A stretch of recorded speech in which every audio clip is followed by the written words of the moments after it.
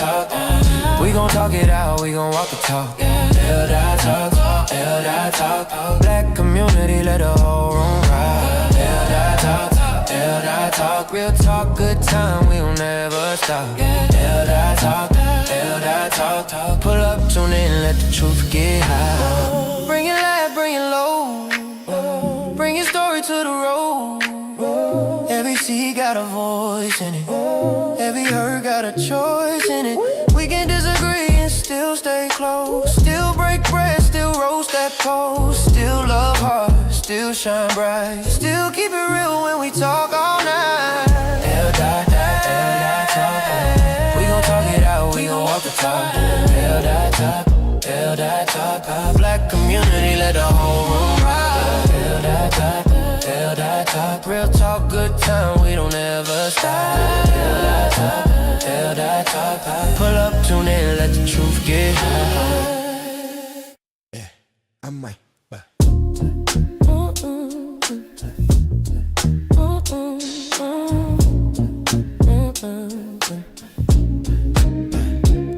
New mic, new nights, new flame. L.Dot talk, say the name.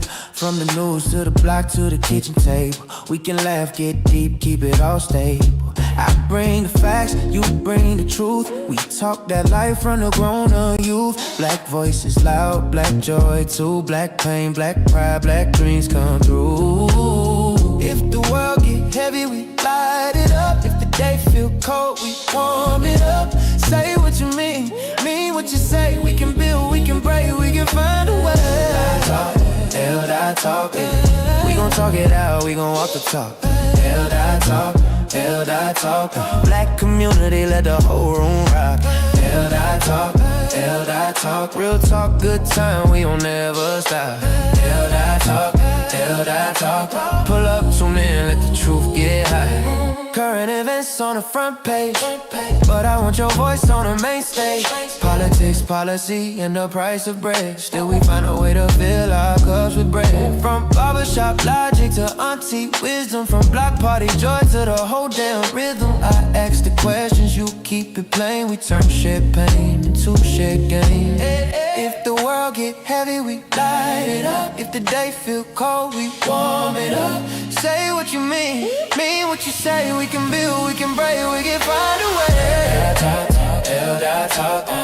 We gon' talk it out, we gon' walk the talk. L.Dot talk. Black community, let the whole room ride. L.Dot talk. Real talk, good time, we don't never stop. L.Dot talk. Pull up, tune in, let the truth get high. Bring it loud, bring it low. Bring your story to the road. Every seed got a voice in it. Every hurt got a choice in it. We can disagree and still stay close. Still break bread, still roast that post. Still love hard, still shine bright. Still keep it real when we talk all night. L.Dot talk. We gon' talk it out, we gon' walk the talk. L.Dot talk. Black community, let the whole room ride. L.Dot talk. Real talk, good time. Scott Free is going live. Let's go. In 5, 4, 3, 2, 1. Welcome, people, back to a brand new episode of the Scott Free Morning Show in the afternoon. I know, don't judge me. People, on today's episode, I'm not gonna hold you. We're gonna get this thing popping, we're gonna get it in, we're gonna get it out, we're gonna get it moving. On today, you see the thing on the screen. What's on the screen? I don't even know what's up there myself. Okay, Roland, that's what it is. Roland Martin. I'm sitting here one day. This is not a Roland Martin hate train, I promise you. This is just he says things sometimes, or he cover content that a lot of times I probably will cover, but in a totally different facet. And what I've seen my young fella, this young man has done is that I watched this video. Let me just be honest. I watched this video the other day of Roland. Just morning. No, it was actually yesterday. I watched it yesterday. I was going in a totally different direction with today's show. It was going to be talking about something totally different. But this sparked something in me. And I'm not going to get into it now. I'm going to give people a chance to come on in. So please come on and hit the like button. Share the live so we can get as many people in here. We are streaming live on like 4 or 5 different places. So somehow, some way, people are here around here somewhere. So if you would, please, oh please, let me pull the chat around over here. I can't see this chat. Hold on a second, guys. So if you please, we would hit the like button. Definitely hit the subscribe button if you're not following. I know that you're new here, but I promise you're gonna love the things that we talk about and we cover.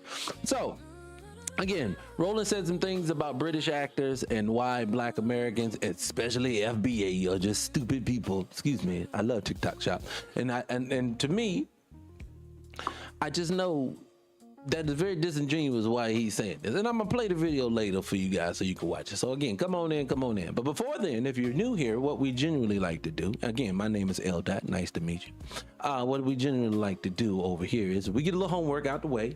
And the homework is you should be over on the 300 radio and the number 1, because that's how you get directly to it.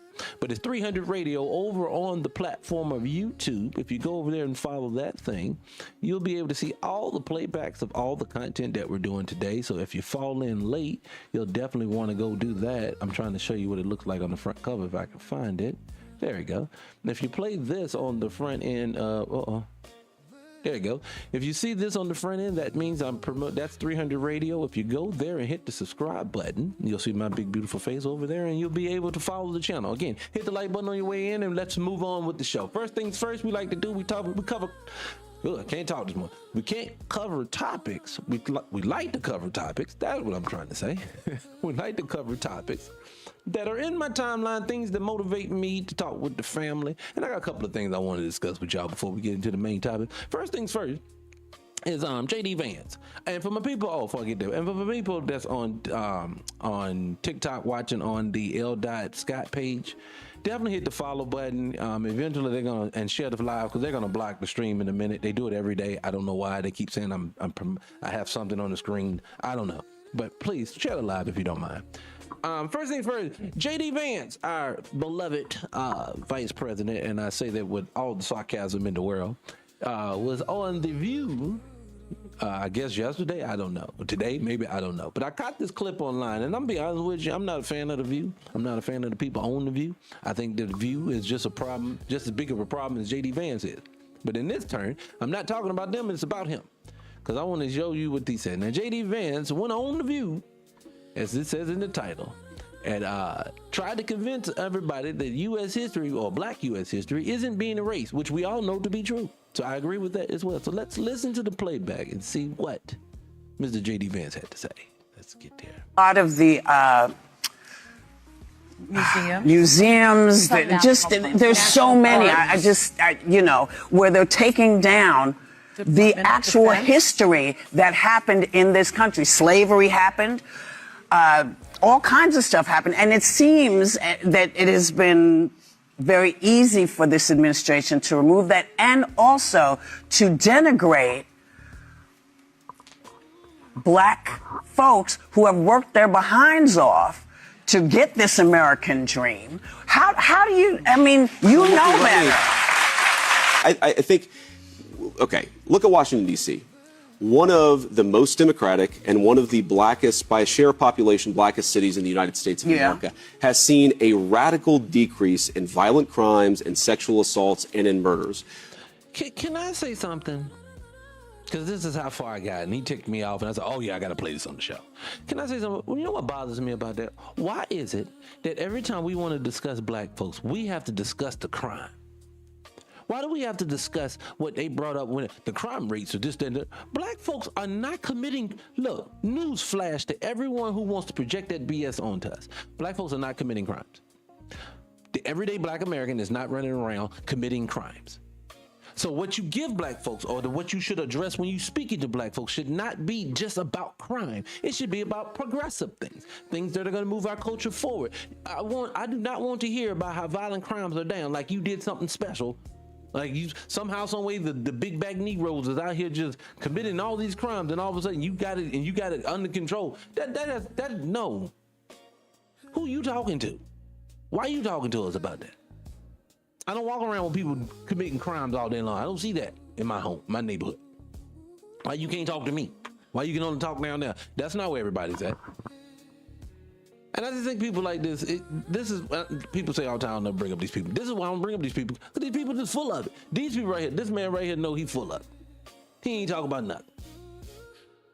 That means you let him keep going. I don't even know what he's gonna say. We have tried to take the crime issue seriously, in part because we believe everybody, whether you're black or white or rich or poor, deserves to live in a safe neighborhood. Why does the crime? Where does the crime step in? This is not about crime. This is about lost their jobs. Yes, Whoopi, even Whoopi, who is delusional at times. Let's just say at best, she's delusional at times about black stuff.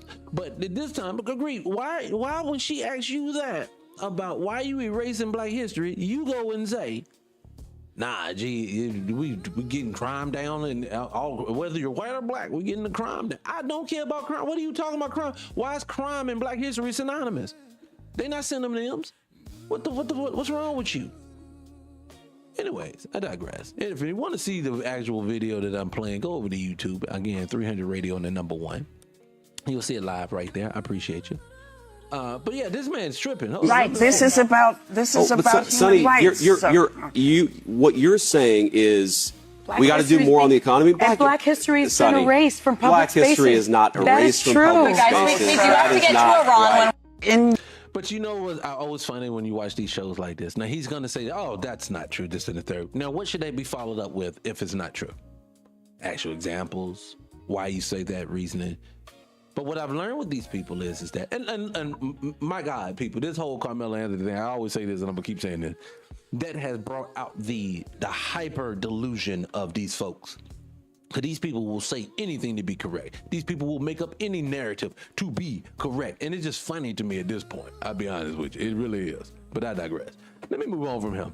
Another thing that I wanted to bring up before we get into the main topic. This one's big.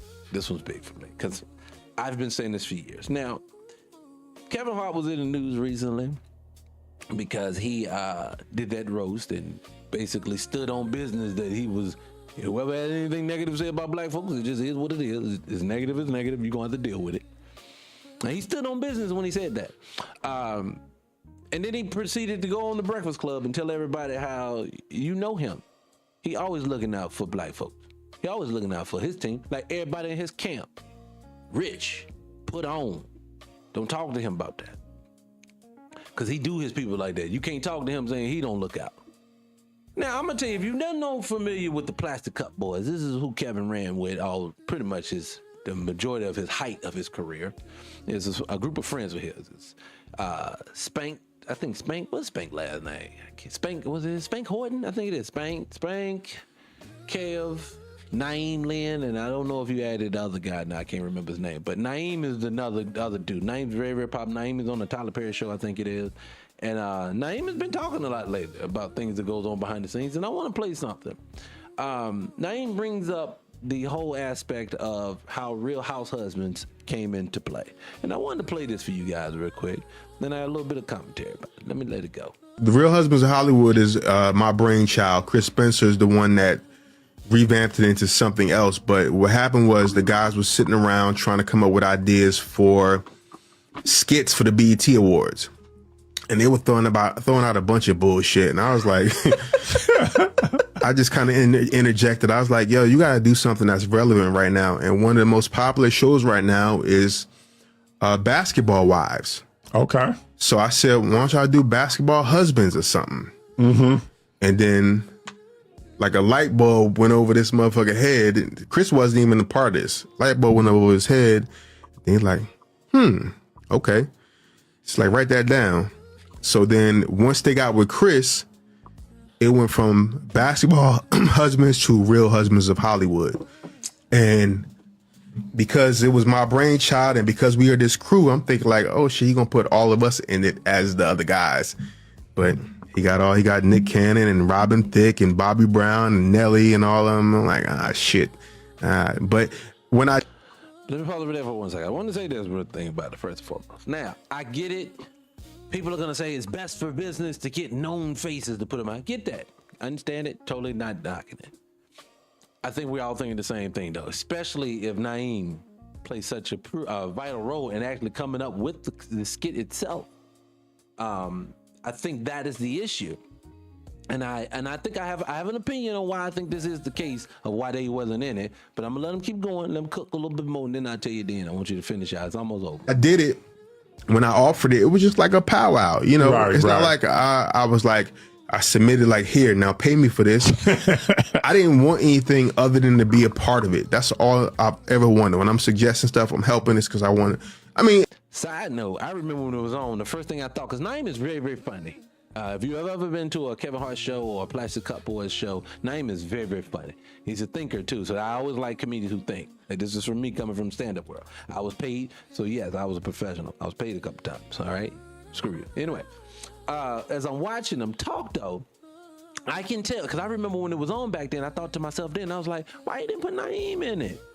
Naeem is trying to be in the acting world the whole nine. This is the perfect time to put him on, but it's starting to make sense now. It's because you're my friend too, but I'm hoping that I'll be a part of it. Right. You know, so it was my brainchild. Chris is the one that gets the credit for it because he changed it to Real Husbands of Hollywood. And yeah, that's pretty much that story. Did they offer you a role in the writer's room? No. At that time, I wasn't interested in being a writer anyway, but I did want to be on the show. And I'll say this. So when Kev didn't want to do the show, and I was in the car with him one day, and BET was begging him to do this show. And he didn't want to do it because he had a couple of shows that did not make it, and I think he was just feeling a little skeptical. He's probably talking about Big Hot House, or I forgot the name of it, but it was something he had early in his career. About another failure. And because they begged him, I knew the type of control that he had. And he could have got me on that show, but he did not for whatever reason. And a part that I could have played ended up going to James Davis. And I remember saying this too at the time. I was like, that would have been perfect. At least get that to Naeem. But, you know, all the other people on the show, they were like trying to bring people on. They were trying to get people on the show. And that's not what he does. That's not, when it comes to film, that's not what he does. He does shit for you stand-up wise, but film, nah. How do you feel about that?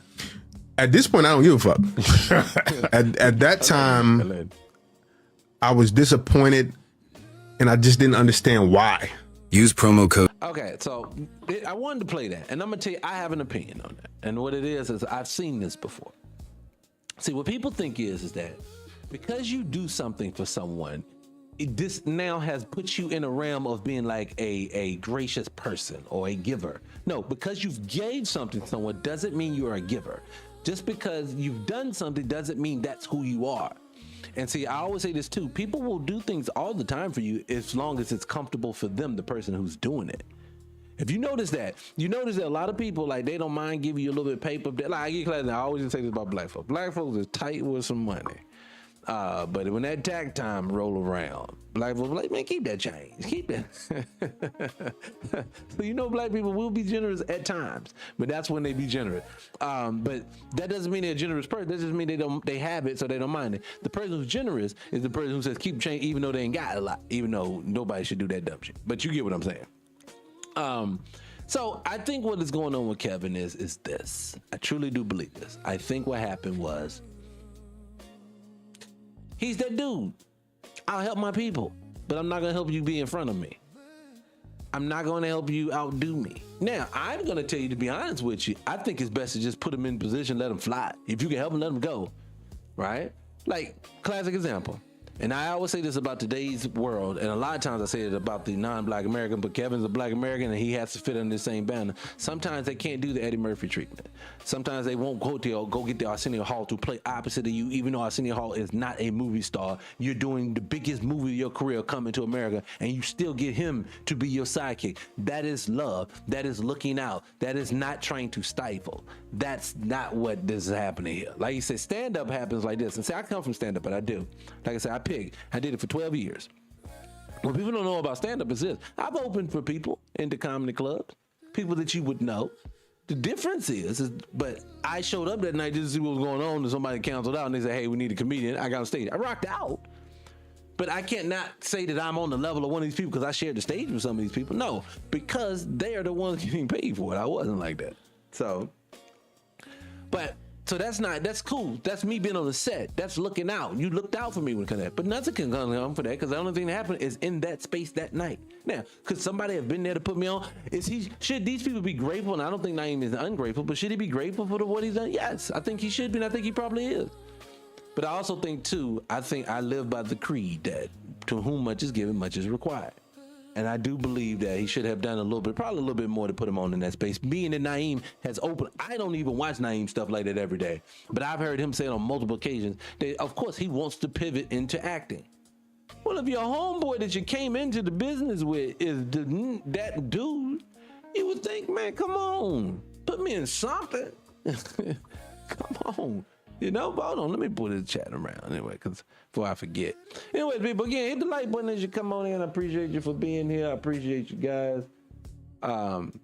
Again, come on in. We're going to get right into the subject. I know we're going to get into the subject very, very second. Let me go and get ready to get prepped into why I did this today. Oh, I got to pull that video up. Hold on.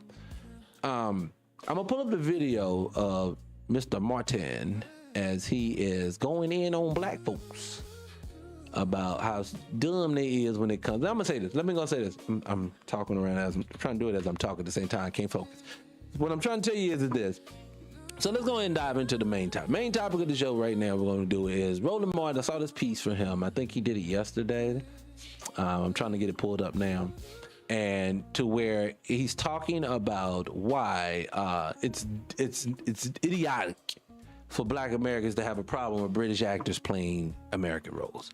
And I want to preface it by saying this first and foremost. It is never about hate.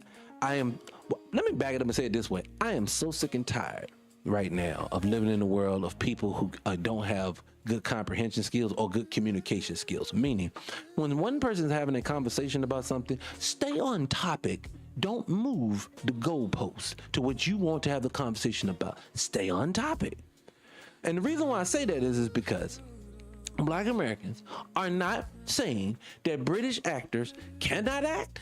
We are not saying that British actors should not be able to work in America. We're not saying neither of any of that. When you pin an emotional, and they like to pinpoint someone they seen online that may have been emotional when they made a statement. Like, for example, if you have a cocky person from another culture telling you this, that, and the third about yourself, yes, you're going to come up there with all vile kinds of conversations when y'all online. So I've heard men and women say slick things to each other in these comments, in these rooms. But people are provoking each other. I want to say this. The issue isn't about them being here and being actors. The issues is when your culture is being replaced, it becomes a problem. So I'm gonna walk through Roland's video. I'm gonna start this thing up too. I gotta go cut this fan up. It is freezing in here. So I'm gonna play this. We got this video on. Hold on. Matter of fact, hold on. Cause I know in a minute. Hold on. Let me get it up. Come on, thing. Come on. All right, hold on. Make sure this commercial ain't gonna start playing. Hold on. Good Lord, Mouse. Come on, act right. All right, I'm gonna back it up right here. Let me find the spot where Roland was at. Oh, I wonder what they would Selma, your Cynthia Erivo, who played Harriet Tubman. Like on Twitter, that's got 4 to 6 million views. On other. Okay, hold on one second. I'm trying to find the spot I want to start. I think it's right in here. I want to start right here. And basically, what sparked this conversation is the dude who played Martin Luther King in Selma. I don't know his name. David Aliote. I don't know his name. And no disrespect, I don't know his name. So he played it, and he's basically was saying that he said that our dialect, Southern dialect, won't nothing but a slowed down version of Nigerian, basically just diminishing your culture.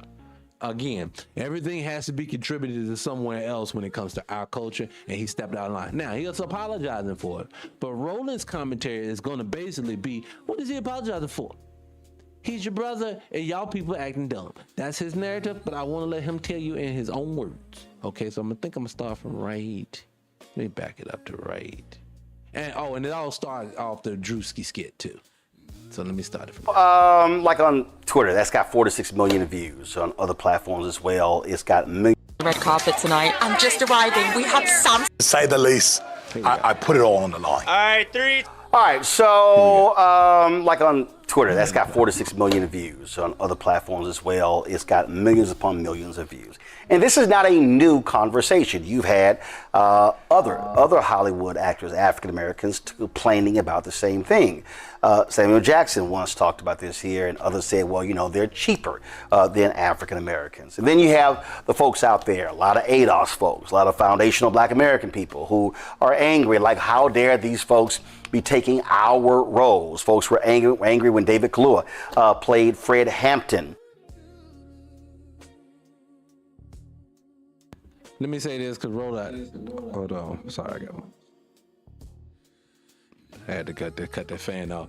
See, he's already been disingenuous. And what do I mean he's been disingenuous? First and foremost, people didn't have a problem with him just playing Fred Hampton. It was a problem that they had a foreigner play Fred Hampton. They had a foreigner playing Martin Luther King. They had a foreigner playing Harriet Tubman. Every person that is playing our people is a foreigner.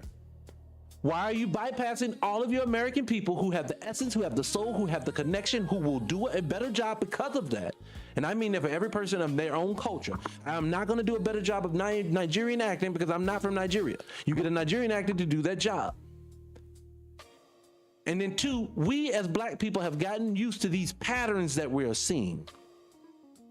You keep Roland keeps defending things that are patterns against our culture. Think about it. If every role now damn near comes out, goes to, before I even get to that point, let's say it this way. Have you noticed this? Why is it every prominent politician, entertainer, or whoever it is that's going to be put in front of your face 9 times out of 10 has a non-Black American or a non-Black spouse, period? Black actor, black politician, non-Black spouse. Why? All of them. How do you have over 80-something, I think it says 84, 85% of Black people who are married to other Black people? How in the world do all the prominent people with money always have a non-Black person as their spouse? How they always in position to do it, to be a spouse? How do they always get to do that? That would be a statistical anomaly that it always happens that way. You say Viola Davis, great. Now for every Viola Davis, I'm gonna give you about 32 other people you ain't gonna be put like this. If we start stacking up who ain't got a Black one, who got not Black, who has a Black one, I promise you this, your list gonna get a lot shorter than mine. And I say that solely for the fact of it's this. That's the thing that I see all the time. Now, is that a monolith? No. Nothing in the supremacy of this thing. I can't say it together, but W supremacy. It's never absolute. It's never going to be only one way. It's never going to be very direct. Why? If it's direct, you can't be fooled by it. So you giving me statistical anomalies is all it's going to be. Those are going to be anomalies. Those are going to be people who stand out. That's going to be your defense of the BS that we looking at. So when I'm looking at it, I just look at it like this. Same thing with this situation. How is it that all the prominent roles? How many TV shows are you watching the person speaking with an American accent and do you see them on an interview and they are British? It happens over and over and over again. And what we are saying is, why is it seems that you are able to employ someone from another country more than the people from your own nation? That's the problem. And see, you want to bypass all of that. You want to make it sound like we being crazy. That's just crazy what you talk. Then why we see it so much? See, I need people to look at numbers. This is numbers and how it works. Classic example. I say this all the time about acting. If you see more British actors in prominent roles than non-British actors in American content, you have to say to yourself, how is it that there are 50 million Black Americans and less than 3 million foreign Black people living in America today? Even those people don't always get picked because you still go overseas and grab somebody first. But I'm telling you is statistically, majority of the numbers would come to us. I'll give you an example that the white T-man likes to use all the time. The only reason why majority of us it's more of us on welfare than it is y'all is because we're majority of the population. That would be the case here. The only reason why so many more Black people working in prominent roles of Black American is because there's so many more of us here. But if for some odd reason, when it comes to us, the statistical anomaly can keep winning. It can keep becoming normal. That's not real. That means somebody's orchestrating. Same thing I always say with LGBT content. Nobody has a problem with LGBT content, but if 90% of you, if 84% of the people in America, in the United States of America, that are Black American, consider themselves or classify themselves as heterosexual, good God, can't talk. Then why does 90% of your content has to have a LGBT lead in some form of fashion? Now, I don't have a problem with your lifestyle. You like it, I love it. That's for you. What I'm saying to you is that's not a good business model if you're trying to sell something to somebody. Why would you put something directly in it that they can connect to? That doesn't make any sense unless you're trying to do something different. See, again, everybody's trying to convince us that what's happening ain't happening. Same thing with the Carmelo case. What's happening ain't happening. Why are y'all so mad? This don't make no sense for y'all. Everybody's trying to are you ever trying to convince East Asians how to feel? Do you go over to the Germans and say, y'all, what are y'all feeling? Let me tell you what you're feeling, bro. Why does everyone feel entitled or the need to come to one of our spaces or to all of our spaces and tell us what we need to feel? You know how bad they are? Now, my opinion about the whole Carmelo and the Metcalf family case never once has denigrated the son that passed, the brother, the father who's a piece of, but never denigrated any of those people. When my content is this, it's always been one way and it's always going to be one way. I do not like the bias when it comes to, I have seen case after case after case after case in your same state with similar cases, and these people are not getting a fraction of the time that this young man got, and that always fits in lines when it comes to race, and you trying to make me feel like I'm crazy, and I'm not. And again, I don't understand, why do you feel the need to be in my space telling me about myself when all I'm saying is that is excessive for that young man. But this bothers them so bad, I'll tell you today, I woke up to one of the worst comments in my comment section. Someone is in my comment section on one of my videos talking about this situation, and I just told you what I said about it. Never say anything hateful about it. I'm not running around like you hearing people calling this young man a watermelon felon. Even down to George Floyd, the man who lost his life, they down here making fun of him and jokes. These are the same people that says that I'm the morally wrong person and it hurts. No, what I'm saying to you is that people, let me say the comment. The comment I got this morning was that literally this person was trying to get people to basically get my page banned because he didn't like my opinion on that. That's how far one of these people are willing to go to get you removed just because they don't like what you're saying. And it's true. Imagine that. These people will go as far as I want your page removed because I do not like the truth, but I want to continue the behavior. See, to me, I'm being honest with you, I don't care for these folks. And when I say these folks, I'm talking about culturally. If you present yourself as a decent human being, as an individual, I'll always rock with you.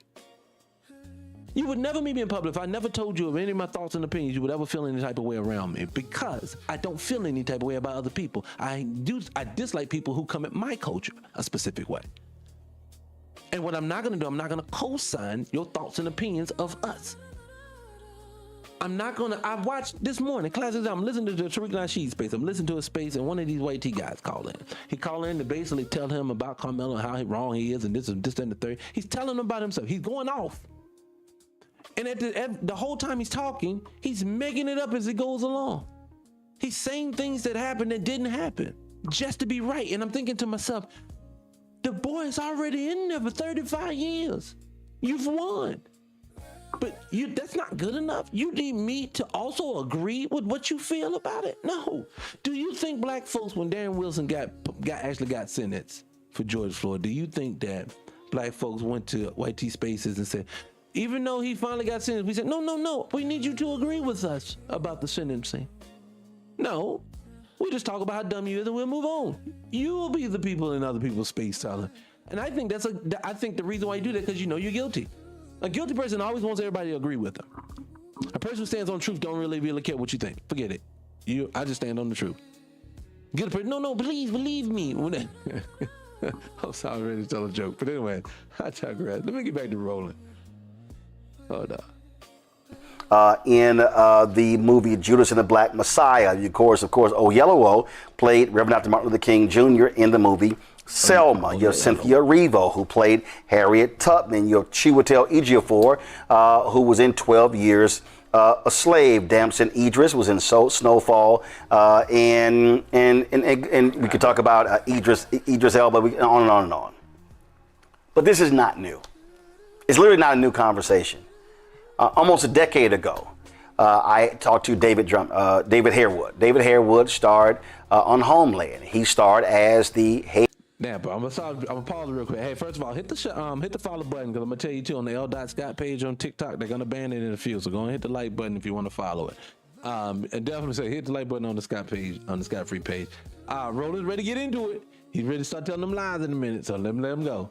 Head of the CIA on Homeland. He is a British actor, and we talked about the reality of racism that African American actors face in the United States and Black British actors face in the UK. Let me hear. I may play a little bit of this, but I think I skip over this because I don't really care about their conversation. Matter of fact, I don't even care about their conversation. The problems faced by black actors Come on in now, England we can't be. are the same as the problems faced by black actors in the U.S. Hold on. You previously there between us all, and we showed them pictures of this fabulous house in Leeds called Harwood House, and many of them thought they could make a claim for it because obviously their ancestors must have worked extremely hard to build it. So, folks, that was 13 years ago. So I just want folk to understand this is not a new debate. The issue that I have is with this here, is that here we go. So many people are caught up in this, they're taking our roles. We're not taking their roles, and they start going back and forth without understanding that, and we've said this beforehand, this is all based upon where did the boat drop folks off.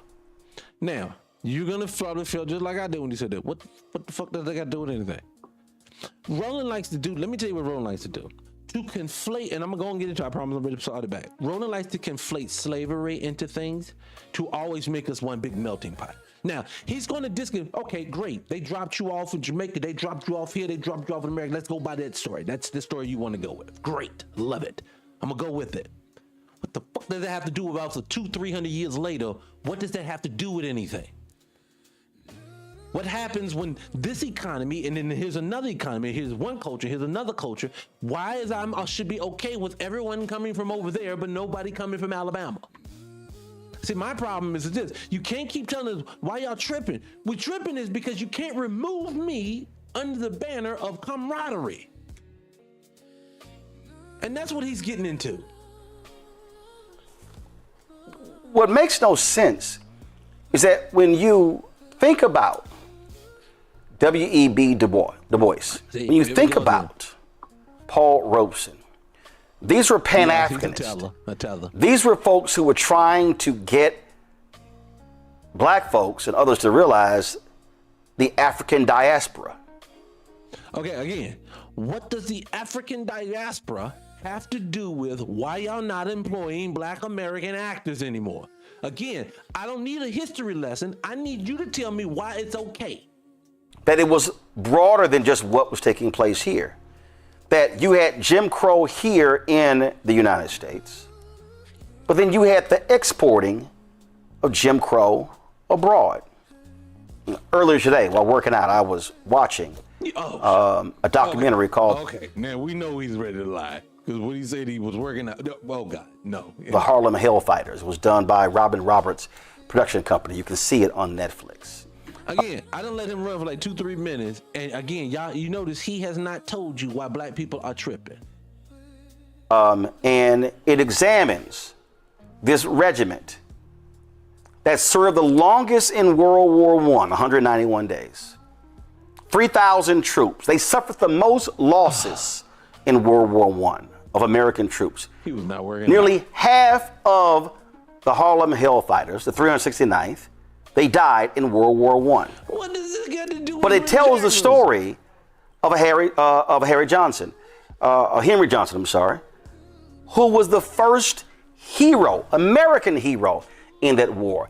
A man who literally took on and killed anywhere from 25 to 40 Germans. Let's speed him up. Let's see.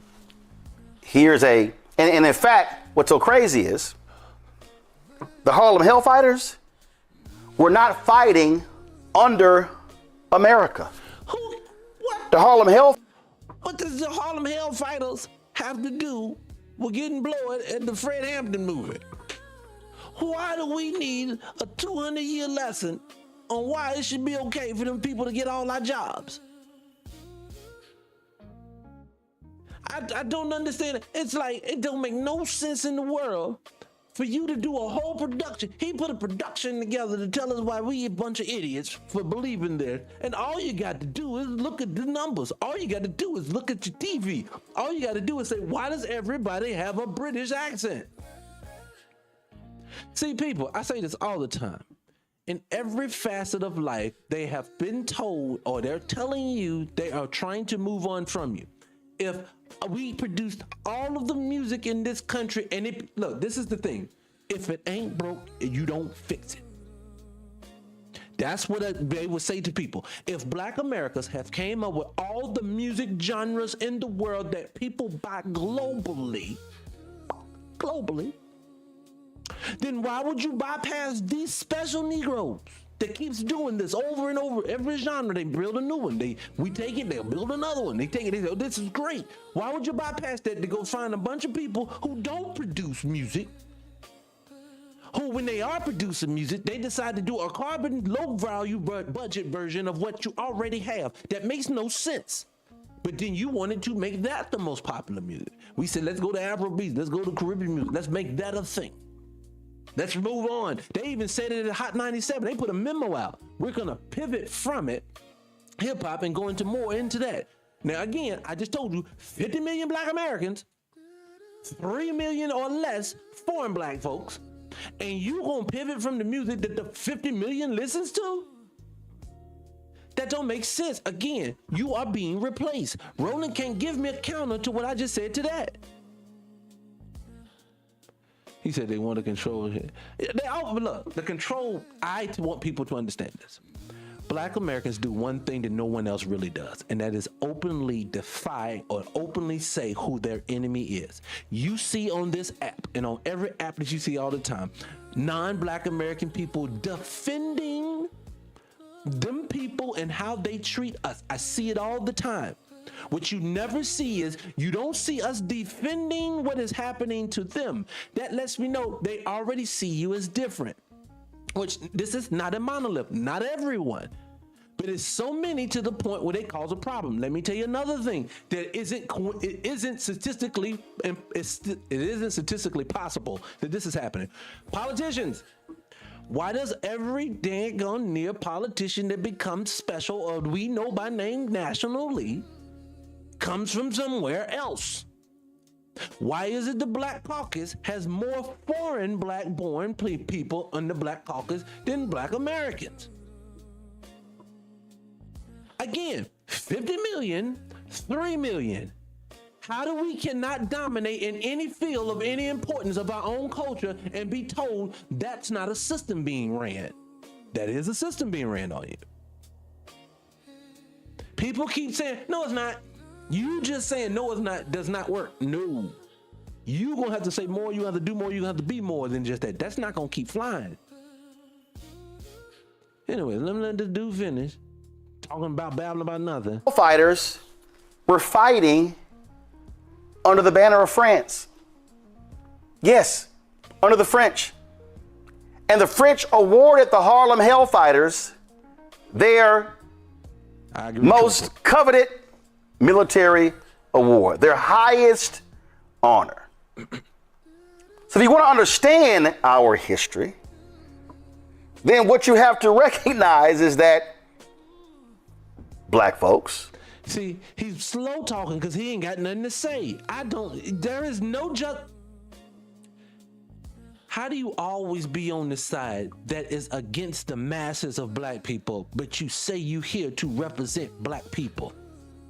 Have you noticed, be honest, say this about Roland. Have y'all not noticed with Roland, he always telling you he's a defender of Black and he's here to report and be Black and blacker than Black. But he always telling you how the collective of Black people are dumb. I'm shocked he ain't called us a Simple Simon yet. Have been dealing with this as well. In fact, if you want to understand this reality, and it tells the story, they talked about the Leonard memo.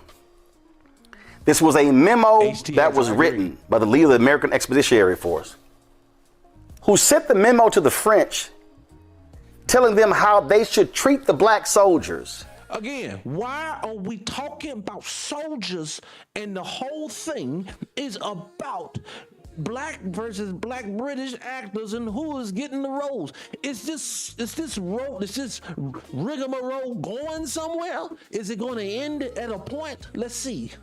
Because they did not want the black soldiers What's going on, Ken? to get too much into their feelings. They wanted them to disrespect the black soldiers. Okay, they wanted Jim Crow to rule the racist in the White House. Okay, he's still talking about it. Well, I'm saying this because What is he saying for? you've had folk like Robeson, Du Bois, and others who understood imperialism, colonialism, who understood how Africans were being disenfranchised, who understood how they are being treated, who understood the marginalization of black people worldwide, not just in the United States. Preach. So the question really is, why are we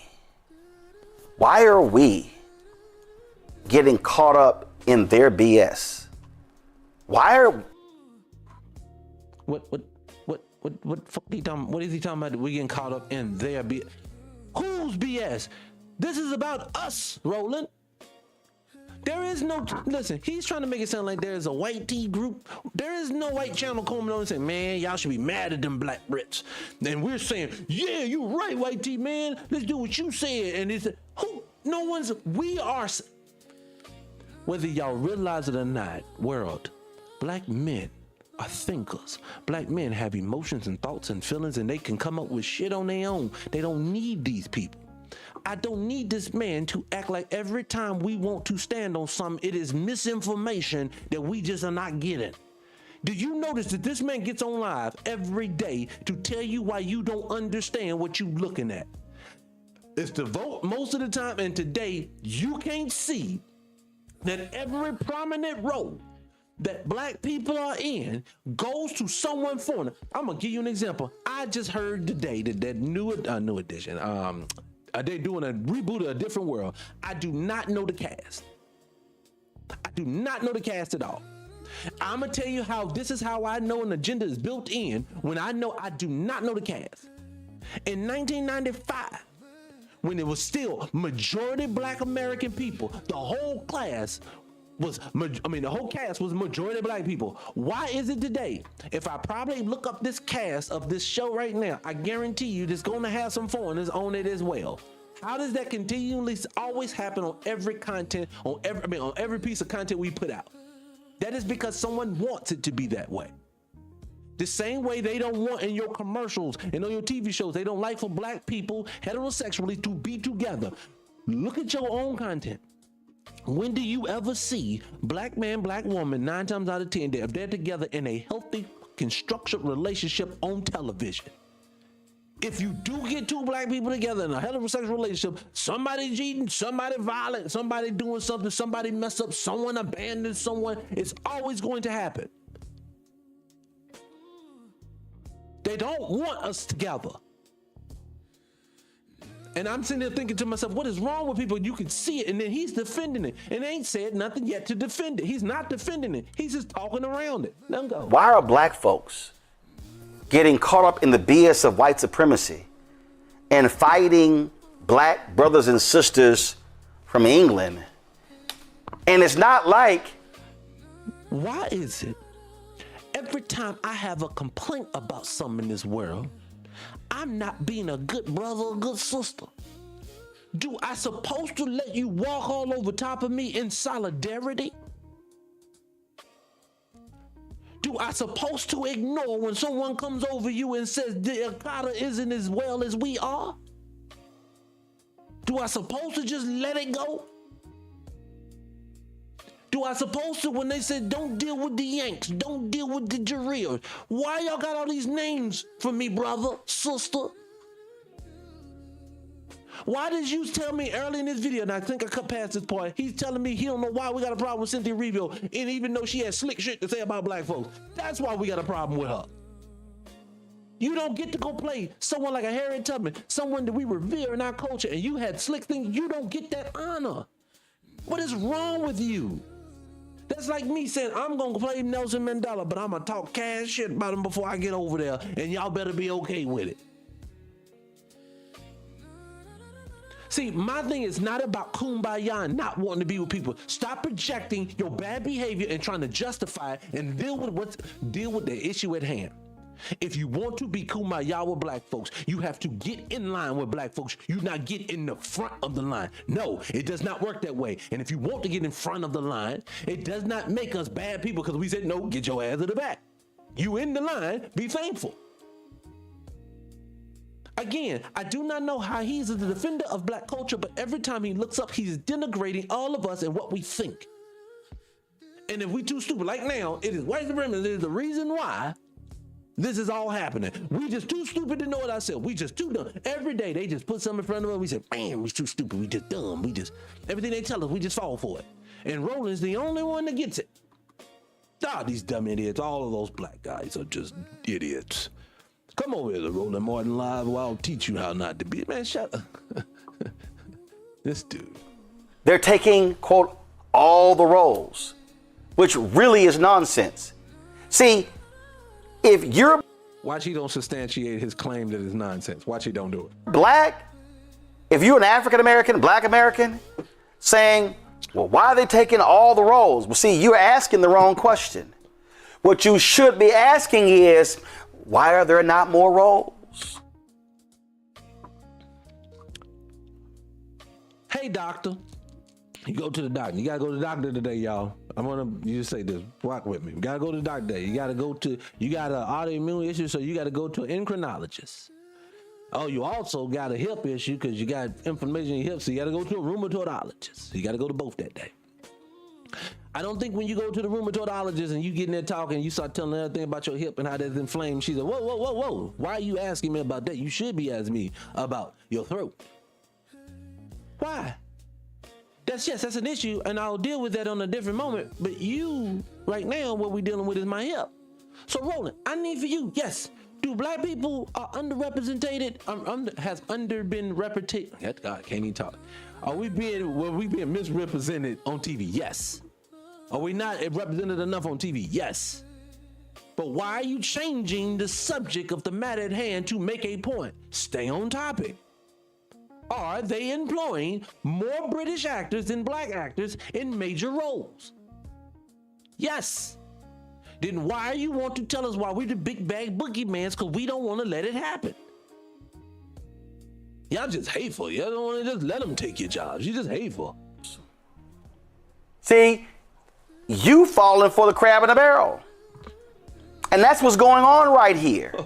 We are falling for that. To me, it was stupid to watch people condemn Cynthia Erivo because she played Harriet. There are people who were critical of previous comments that she made about African Americans. Fine, criticize her. But I also need African Americans to understand something. This is really for the folk who ain't got a passport. Do y'all understand that America's greatest export are movies, television, and music? So I want you to imagine. Now, I just told you, black Americans are the #1 producer of all of what he just said. But now he's going to make it a global thing. When I'm sorry, Beyonce being featured by Daniel Alule, it just wasn't a thing. 20s, 30s, 40s, 50s, 60s, 70s, 80s, 90s, 2000, 2010, 2020. American movies being shown across the world. What do you think the representation of black people was and is?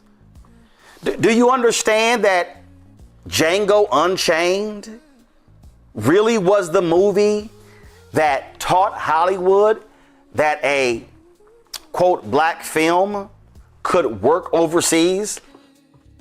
Can I address that real quick? This is kind of off topic, but it still shows you how far this man is willing to move the goalposts to make a point. He's even lying, trying to make a point about something different.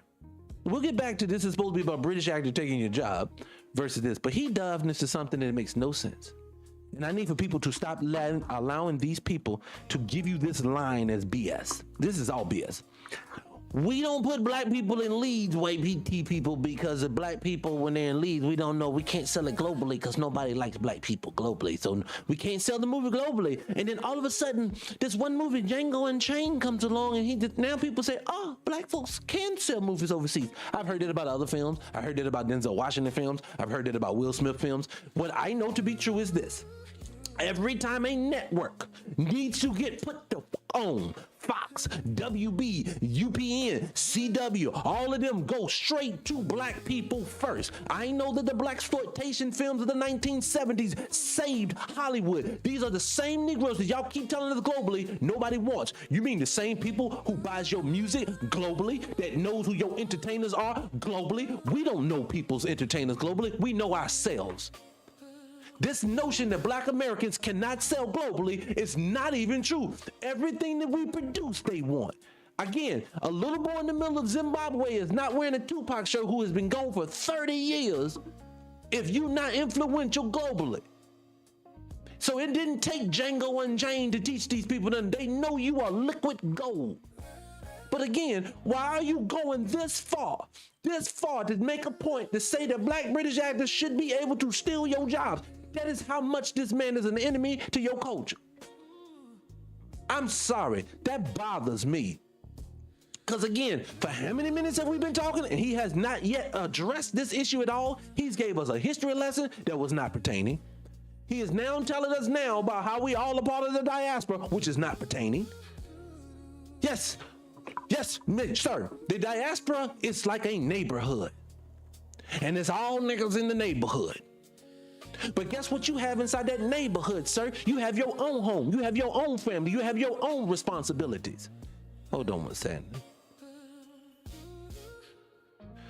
So in those responsibilities that you have, I disregard them when I have my neighbors coming in and sleep with my old lady and I got people coming in and eating all my food? I should just allow it to happen because we all part of this community? No.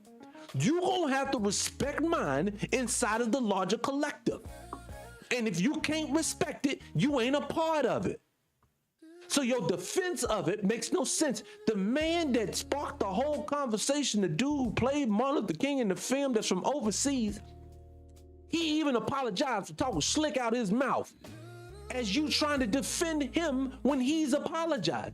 That's how much this man is not a friend to the culture. I'd have to slow down because they got me on another page said I was bullying. I'm not bullying anybody. They pay him very handsomely to tolerate it. And I'm just sorry. Share the live, people. Hit the live button. It doesn't take much just to hit that little button. Hit the live, share it, and let's get the information out. Because I think people don't understand how far these people are willing to go. But anyway. Even though 2/3 of the world are people of color, do you understand that the Chiwetel Ejiofor movie, 12 Years a Slave, which was about an American slave, they literally changed the poster. Before he goes into his another diatribe that makes no sense, answer this for me. You're right. He did a movie about some American slave and did not get an American to play the role. The people who have ancestral connections, the people who have spiritual connections, the people who have land connections, the people who have a total, this is my family connection to this. You telling them they ain't good enough. Let's train a dude who has to find the accents, to now find the cadence, to now have to study what your people have went through, then try to absorb it and feel it and maybe try to connect to it, but he still cannot completely like that next person can. Do not tell me this is not a thing of having a connection to the past, because there's a thing called epigenetics. That's why they have it. There is a connection. There is an undeniable DNA connection to your past. Why would that not produce something great? I'll give you a classic example. I am watching Kanan. I watched the first episode. Pretty good episode. They hit the ground running. I don't know if you're watching it, but they hit the ground running. But my man Marvin, I can't think of his real name right now. He's a comedian. I know he is right now.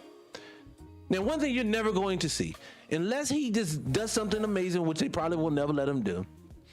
I just watched in that first episode, to me, a young man exhibit the proper emotion for losing, for spoiler, somebody passed. I just say that. for the people who ain't watched it. He showed the proper emotion for losing someone that he cared for.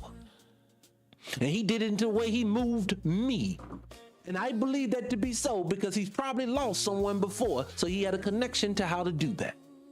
You see how when you experience something, you know something, it translates better. I heard the greatest saying one time from a director. A director said the difference between a great actor and a non-great actor is that a non-great actor doesn't understand. You do not have to let us know what you're trying to feel. You just need to feel it, and the camera will pick it up. Denzel's amazing at that. Sometimes he don't have to speak. Marvin did that in that scene, to a couple of those scenes to me. He hit scenes to where I was connected to him and he didn't even really have to speak. It's just the raw emotion. But the reason why no one talks about Selma, the reason why no one talks about the Harriet movie, and the reason why no one talks about the Fred Hampton movie, it is because there was not a cultural connection to it, so they can't express it. They're technically sound, yes. And out of all of them, the Daniel Kaluuya, he did the best job at playing Fred. I'm not saying he did a bad job of playing Fred Hampton, but we're just gonna totally disregard everything they try to make them match when it comes to that. No, what it is this: anybody can play anybody in our culture if they non-black. That's what you're doing. You're trying to remove us. And I say this again: you want me to give you more evidence that this is true? The reason why no one is getting superstars anymore is because no one's becoming a superstar because they're not trying to produce superstars. You can't produce someone outside of a different culture and do that. Hold on a sec. Well, thank you for listening to my babbling. Since you're saying I'm just babbling, I appreciate you. big spin. Yes, and it's an erasure. That's all it is. And I know that's what it is. And you know that's what it is. But what it is, these people always have been used to saying this. No, it's not. Remember, no, it's not until they need it to be. I give you an example. I always use up Kaepernick. They told you Kaepernick was crazy. He's crazy. He's crazy. He's crazy. It's crazy. None of this is real. No, he's not. He's just making it up. He's hateful. Oh, God. He's evil. Oh, my God. That's what they're doing. They always do it when they don't agree with the black person. He's evil. He's hateful. You know he's evil. You know he's mean. You know he doesn't like anything. He hates his own kind. This is all they did. But again, they moved the goalpost so much to the point where now the man is irrelevant. They moved him out the way, but they wanted us to agree with him. Instead of just saying, you know what I always say about Kaepernick? Instead of addressing what the man actually was talking about, we talked about kneeling. That's how much y'all don't ever want to address when we say something. It's not us crazy. It's not you crazy, black man, black woman. When every time you tell them something that has aggrieved you, something that has hurt you, and they tell you why you just looking at it wrong. If you go see any therapist, any psychiatrist, any person you sit down with them, they're gonna tell you your feelings are valid. But these people will say, no, they're not. You're just too stupid to understand. And Roland's doing it. You're too dumb. You're just too dumb to understand what you're looking at. What do you mean? I'm too dumb looking at? I know what I'm feeling. No, you don't. You just falling victim to white supremacy. Overseas, and they took Chiwetel Ejiofor off of the poster and put Brad Pitt on the poster. So okay, let him to market it to white audiences overseas. Why are we talking about white audience? Why are black British actors replacing black American actors? Y'all remember the movie's Couples Retreat? It was Couples Retreat. In America, all of the couples were on the poster. When it went overseas, the two black characters, Faison Love was one of them, was not on. Is he implying that if we get black British actors, they will feel more inclined to put them on the posters? Is that what he's saying? So basically, let's hope maybe that's the only thing logically I can think he's trying to say. On the poster. That's the game that Hollywood has played. So what we have to recognize is that when black Brits or Africans or Caribbeans or black people from other countries, when they come to the United States and have a perception of who we are, that is also based upon what has been fed to them for decades from white America. Okay. Again, can someone, maybe I'm the slow one in the back. Can someone explain to me, what does one have to do with the other? What does the fact that we are underrepresented have to do with the fact that the people that are representing us are not from here? I don't know if maybe I'm being gaslit or maybe I'm crazy, but it sounds like to me he ain't for 5, 10, 15, 20 minutes, 18 minutes and 15 seconds has not said one thing on topic. This is what happens when you understand history. This is what happens when you understand and he's slow talking us. What it takes place. Understand. Robert Abbott, founded the Chicago Defender. He was a rich man. He would travel the world every year.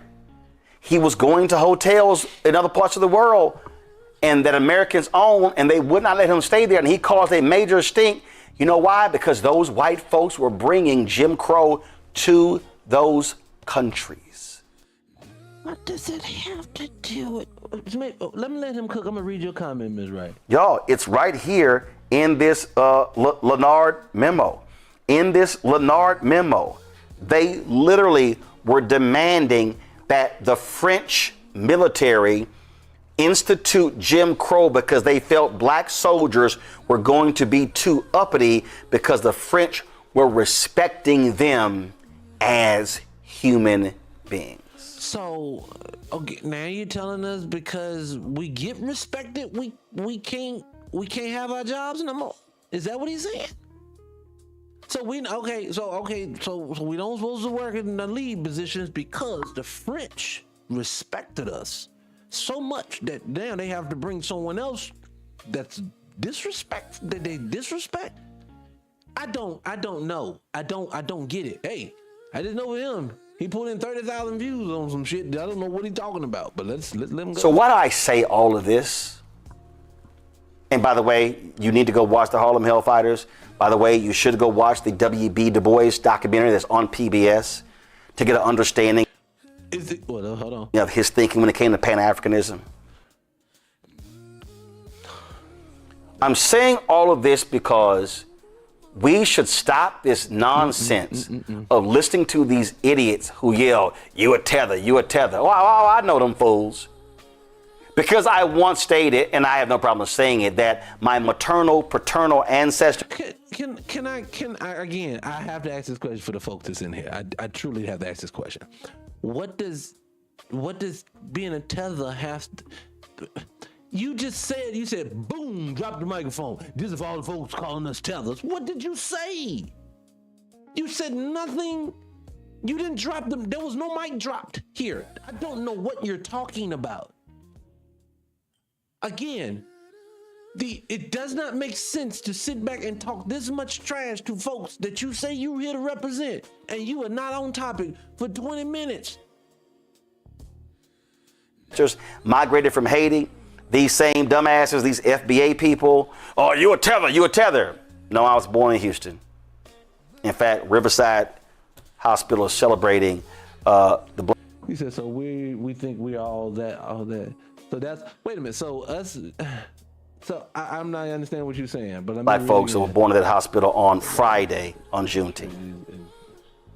That is happening. My mom and daddy were born in Houston. No one cares. My grandparents were born in Louisiana. And I'm like, do y'all ignore my maternal line? That's what I really don't care what his lineage is. I just, when he says it out of his mouth, I just go. My maternal and paternal line.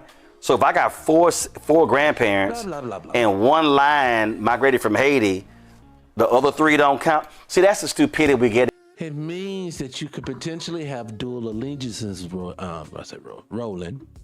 Dual allegiances meaning you can't have same thing I always say all the time, why I cannot date a white people. I'm not saying that white women are not attractive. I'm not saying some of them ain't got some big BBL booties. I'm not saying none of that. Not saying none of this. What I'm saying is I would be too close. The way that I think and feel about how the world works, now I am going to soften my stance because of the person that I am sharing my poo-poo and pee-pee with. So Roland, you having a family member who's from another nation, yes, you fighting this hard to tell us to stop caring about what we need for ourselves and think of a larger collective, says that you potentially have dual allegiances. That's what it sounds like. See, again, people think tether is a person. No, that is what disingenuous people like Roland would do. tether is an action word, meaning you have to do tether behavior. I could be a tether to another nation. I could go to Nigeria, try to blend in, and then tell them what they should and shouldn't get. I am now tethering them and then say, I'm Nigerian. Yeah, you know we all black, so stop tripping. Then I would be tethering onto them. Brother, you're not a tether because I was ready to pick. Brother, you're not a tether because of where your family's from. You're a tether for what comes out your mouth. But anyway, into. We got black folks who sitting there going, I'm FBA. Okay. I get what you're saying, Pretty. Now I get what you're saying. Oh yeah, he basically is saying that. He definitely is. Yeah, you ain't real. And so you know what's amazing to me? When I listen to people who say, man, them black Brits taking our job. Here we go. I wonder what these Negroes today saying that would have said to Shirley Chisholm's face. Okay, let me say this. Let me say a couple of things, and I don't want to be disrespectful. Why is it because one person is good negates all the bad that is happening today? Classic example. Kwame Ture was in America speaking up for American rights the whole night, the whole diaspora, whatever you want to do. He was right here with you riding. Now people have their own opinions when it comes. I don't have any problems with Kwame Ture, but that's me personally. But as I hear him and I hear him speaking this and that, I do. When I hear all of those things, I can't judge Kwame Ture to a Myron Gaines. I can't. Why? Because they don't act the same no more. So he's always relying on the past. These people are in the ground, in someone's ground. Meaning they not coming back. So no, I don't need to hear about what any of the actors was doing back then because they ain't around no more. Yes, what would Shirley Chisholm say about the Black Caucus basically saying that being she ain't Black American? What would she say? What did she do? What was she say? I know she ran for president the whole nine. I always hear them tell us about these people. Tell me what they did. Don't tell me that you made them special. Tell me what they did. Now, I know she's going to be the very first woman who did it, but what did she do when she got there? See, the whole game of being the first, that's disrespectful, to be honest with you. 2026, whenever you hear the first black folks do anything, first of all, that's disrespect. Don't talk to me. That's not something for me to be glorifying and justifying and being happy about. Second of all, I don't want to be the only Negro doing something. So if my claim to fame is I'm the only one, then that means you disrespected my culture. She's the very first one. Great. We appreciate her for being the first one. Now, what did she do when she was in there? What can we tangibly hold on to that we got because of Shirley Chisholm was in the office? Can we get that? Can you tell me what that is? Remember, don't let people tell you the first half of the story. Finish it. What did you get me when I got there? A classic example. They're going to go in history. Barack Obama was the very first black president. I don't give a fuck. What did he do? What did he give me? What did I can tangibly hold that he got for me? Nothing. Even him, today, talking about this is not a thing that Brits are replacing him. Why is it that they got the first, he's talking about Juneteenth, but he's celebrating it with some woman from another country. While other countries celebrating Juneteenth and monetizing something that happened to us at the same time calling us cicadas and jareers. Again, I don't want to be, when you have your carnival or carnival or however you say it, that's your business. You gotta look good at it when you do it. Have fun. Appreciate you. I don't have a problem with it. No one, I don't never hear y'all say, man, we got to include the Black Americans. We on their soil, man. Bring them on, man. Y'all got to be, no one excludes you from the cookout. But when you come in and center yourself in the cookout, we got a problem. I don't understand why is it, I do understand. The people who have a voice that they are allowed to have in this world, they don't give me the voice, they give it to him. His voice is to speak loudly, boldly about how, trying to use words nicely because they just keep banning my life. He keeps trying to say that we're very ignorant and he's just here to help us through all the ignorant stuff that we just don't understand. But yet and still, he babbled for 20 minutes. I think I was pretty direct about what conversation I wanted to have, and he still ain't had it. And I'm gonna let him finish. I'm gonna let it in, and he still ain't there. When she became the first black woman ever elected to Congress. What did she do when she got there? Ever. What'd she do? I wonder what these Simple Simons. He said, what will we say? That's what I'm gonna say. What'd she do? Was. And I tell you, you're gonna call us a Simple Simon. It happened. I knew it. Say to Sidney Poitier from the Bahamas. I would say, Sidney Poitier, was you thankful for the roles that you allowed to play inside American culture, and having black folks come out and support your films and prop you up? How do you feel about black American people? That's what I would say to him.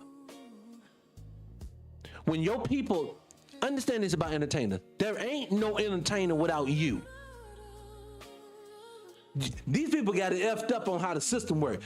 We're supporting you. So that means when you don't get to talk down to me, when my support is the reason you in the position you in. So again, you can't tell me about people who ain't been in this business in 50, 60 freaking years to make your point that this country is always moving and doing things that's going to denigrate our culture, not yours. So I have to go using his logic. They were doing stuff in the 1920s to black people. They pivoted and changed it in the 1970s. He's basically saying people who think something's happening in the 1970s that's different, he's going to tell you how to handle it from the 1920s way of looking at it. That's asinine. You know that's dumb. I wonder what they would say to freedom fighter Harry Belafonte, Jamaica. I wonder what these same Simple Simons would say to Stokely Carmichael, also known as Kwame Ture. He's slow walking it because he has nothing that he's saying. He's not saying anything of relevancy. Where are his folks from? If I'm correct, Barbados. Y'all. Can I ask you a question? Was Kwame Ture, who was a writer, they say? Was he an actor? What the fuck does that have to do with black British actors having black American roles?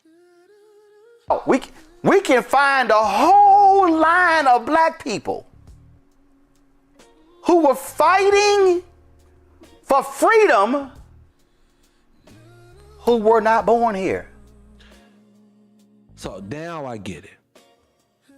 Foreign black people, if you're in the room, you are allowed, if you let Roland tell it, you are allowed, being that we have Sidney Poitier, Harry Belafonte, and Kwame Ture.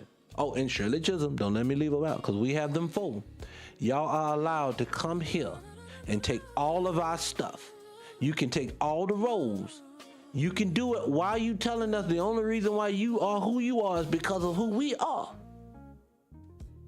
And you supposed to be okay with it because we had them 4 people that basically ate off of our culture. None of those people were successful outside of our culture.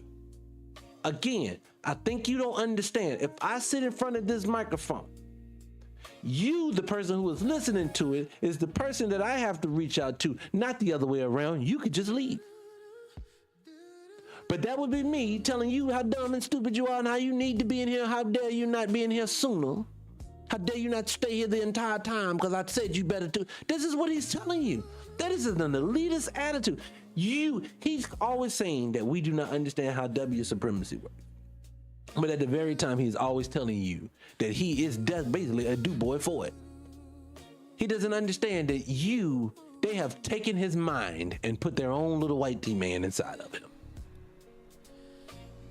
Colin Powell, Mama Daddy Immigrants.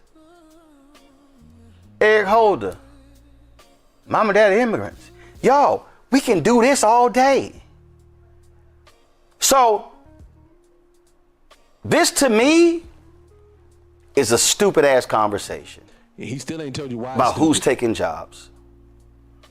What we should be saying. So his defense for they are taking the job, mind you, most of the time they would tell you, if you're gonna have someone make a statement, you have to talk directly to that to make them feel okay. You gave us a history lesson of riders, as you say, for black culture. But I would ask him if I was sitting in front of him today, I understand all of these people and what roles they may have played in black American history. But can you explain to me why and how that correlates with today? We are actively seeing a minute, small group of people who are inside a bigger collective taking majority or being casted in majority of the roles that you say are slim and far and not that many in between. See, if you're a part of American culture, same thing I use as the house and the neighborhood analogy. If your neighborhood is all black, it's a Pan-African neighborhood, I still have my home inside of there. Which means is I want to make sure as many of my people in my home is doing well before I bring in someone else to do well over top of me first, because we are all in the same neighborhood. See, you can't tell me about great neighbors that I had that were really great in the neighborhood to justify all of y'all moving into my house and I'm not eating anymore. See, again, I think the thing that like wigs me out the most and trips me out the most when I watch this type of content with Roland and Roland Martin is this. I think what bugs me is that at every turn, he is telling you you are crazy. But at every turn, he never addresses the issue that we are talking about. This is not addressing the issue. You're mad at Black Americans because they can see the roles that you have named yourself. He has named them himself of all the roles that were going to British actors. So you're naming them, making the case, yes, it is happening. But now you're trying to make the case that, but why do you have a problem with it? Because we all brothers and sisters. Well, here's the problem in a nutshell. If we're all sitting down at the table to eat, and it's my table, I think that at least I should eat and have a nice portion till I'm full. No one should be at the table all full and fat and full and I'm getting a crumb or nothing. And you're not gonna shame me because I don't want to put the crumbs off my own table while you take the lion's share, because we all brothers and sisters.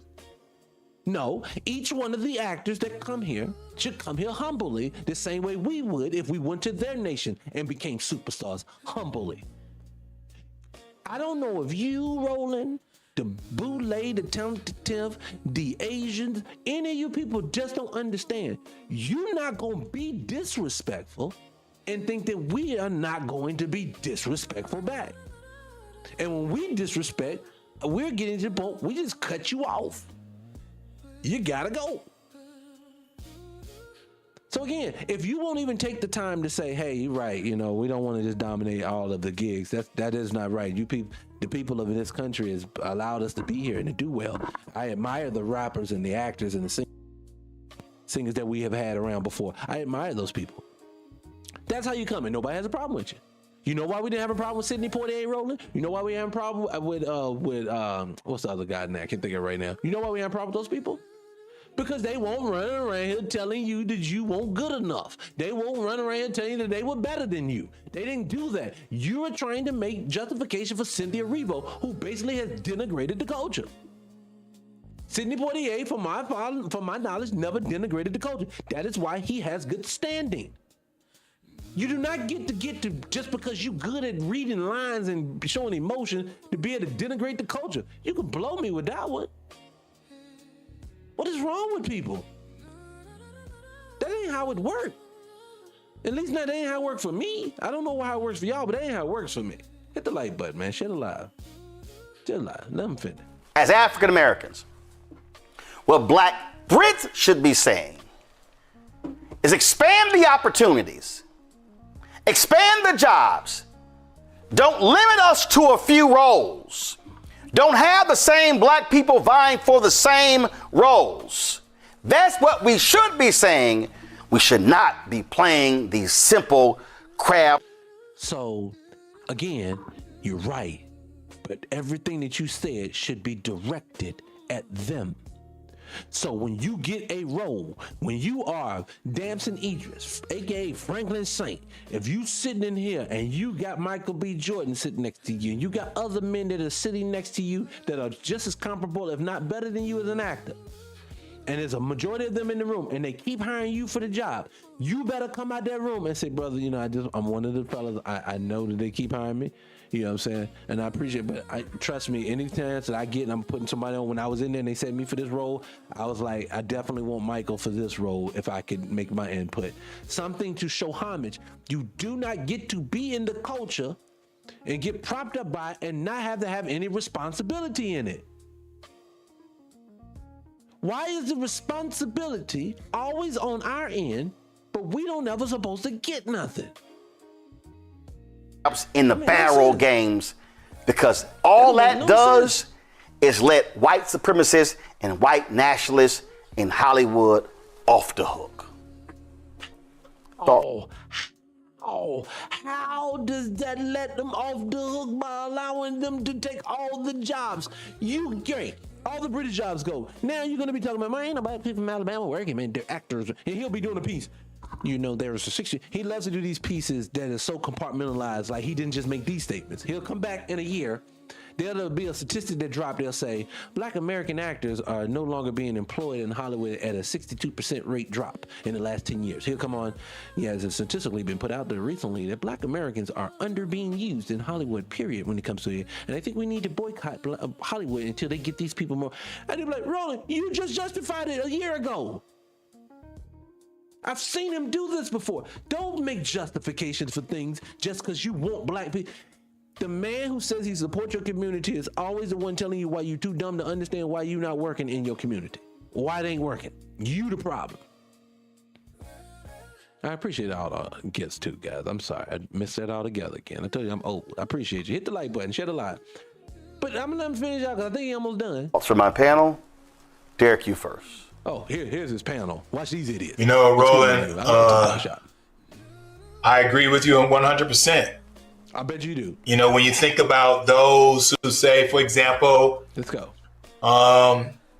Women are not leaders. I mean, why can't one person, stay on topic, make your point about the point? Meaning, if it's about Black British actors taking Black American jobs, why are we getting a history lesson? Why are we now going to equate it to women? Make it make sense. He needs to tie this together. Let's see if we got one. My dear sister that's on the panel with us. I mean, she's doing the work in Texas. But for those who feed this into our communities, right?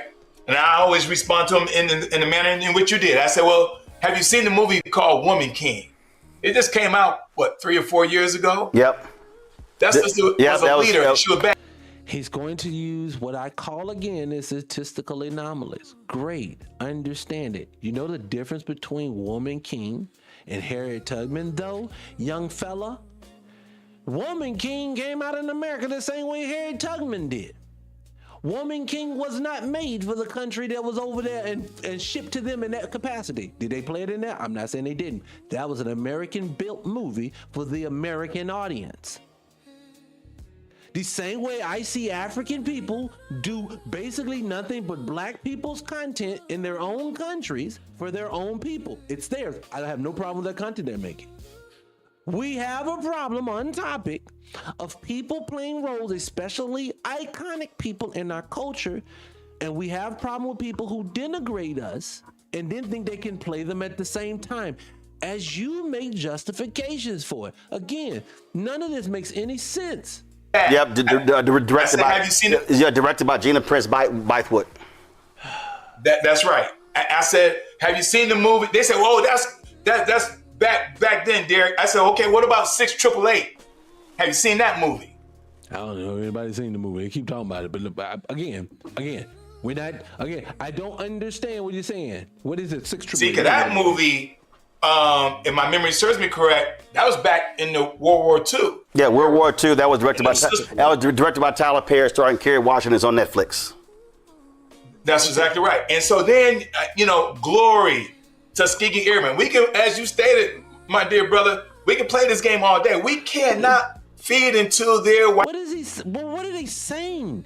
Again, here is the topic at hand. For the people in the back again, Black Americans do not have a problem with Black British actors who play in American content. That is a lie.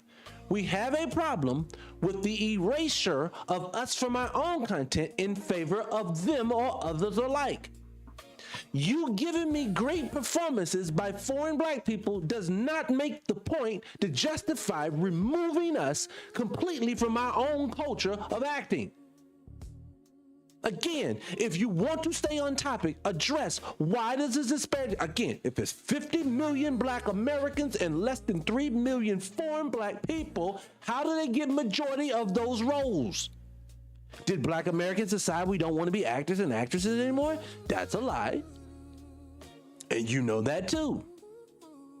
Are we not as equipped because Spike Lee said we're not as equipped? Spike Lee has been shown to prove and say anything.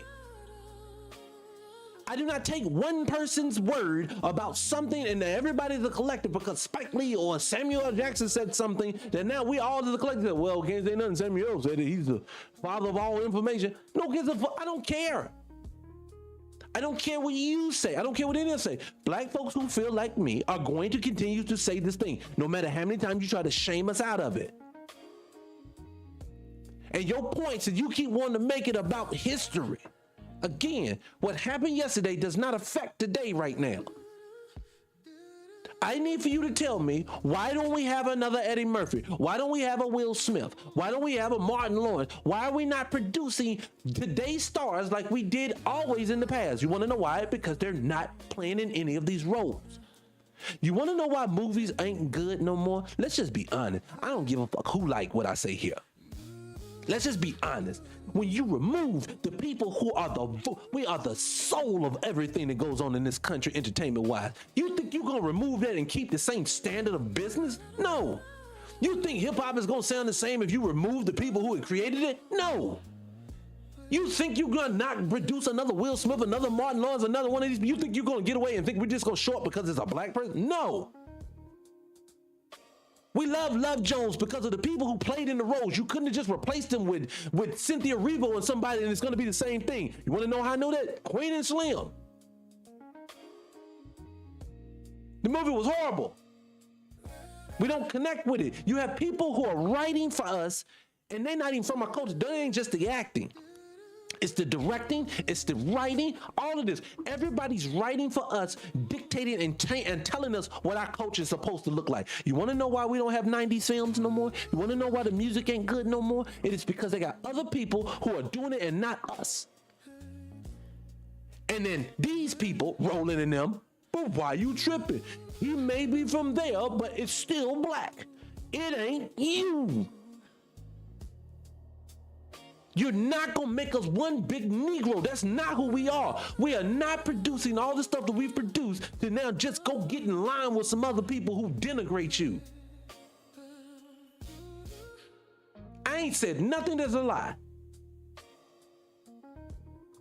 And they keep talking around everything. All of them, I want to hear what all of them got to say, because all of them talking around. White supremacists tote their water. We got to stop this. Yep. Because when you think about it, my last point is this, Roland, because if we start to fight amongst each other, because see, they realized a long time ago, the first time I read. You want us not to fight? Own your shit and stop trying to play us like we dumb. They keep wanting to say you standing on your square for your own freaking people is a fight. It is not a fight. We ain't having no diaspora war. We not having a war about my shit. That's not it. No. That is why people stood on that hip hop so bad. You're not going to have a war about my own stuff. No, we're not doing that. That's not how this works. That's not because you want to be a part of it, I have to let you in. You get here, you act humble. People act like being humble in someone else's culture is disrespectful. No, it's not. The Willie Lynch letter. The whole essence of the Willie Lynch letter was to make sure that the field Negro and the house Negro would never unite. Yeah. Because our greatest strength is unity. And so this is a way for them to... You're right. Unity of black folks is the reason why y'all doing this show. Because black folks is on one accord right now and says y'all not taking our culture. What you're trying to say is I want the unity to be a little bit bigger than just you.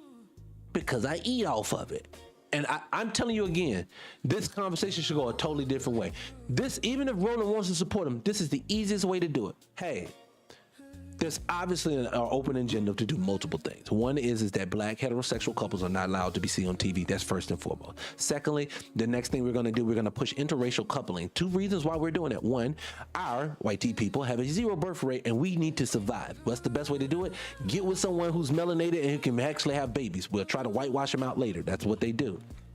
So we got to make sure imagery that more and more of these people are getting together. How do we do that? We put it in all the content. All the movies, all the TV shows, all the commercials, everybody has to be interracial. That's how we do it. And if they're not interracial, they have to all be together on the same sex. That's what it is. And even when they're same sex, we like a lot of times, we still don't want y'all black adults to be together. We want you to be with us as well then. Why? Because we need you guys not to be together in any healthy fashion. All that is true, and then come down to this. And then also on top of it, Black American culture has been the thing. Y'all guys have been white people's open enemy and the only ones who still resist.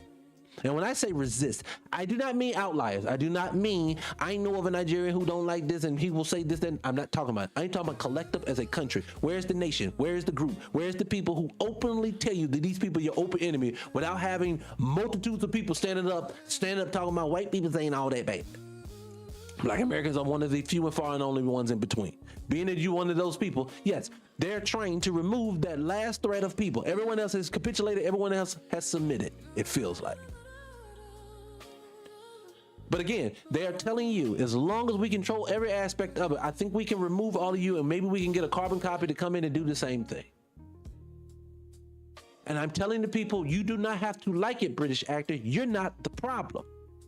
The problem is the person bringing you in. This is like the immigration issue.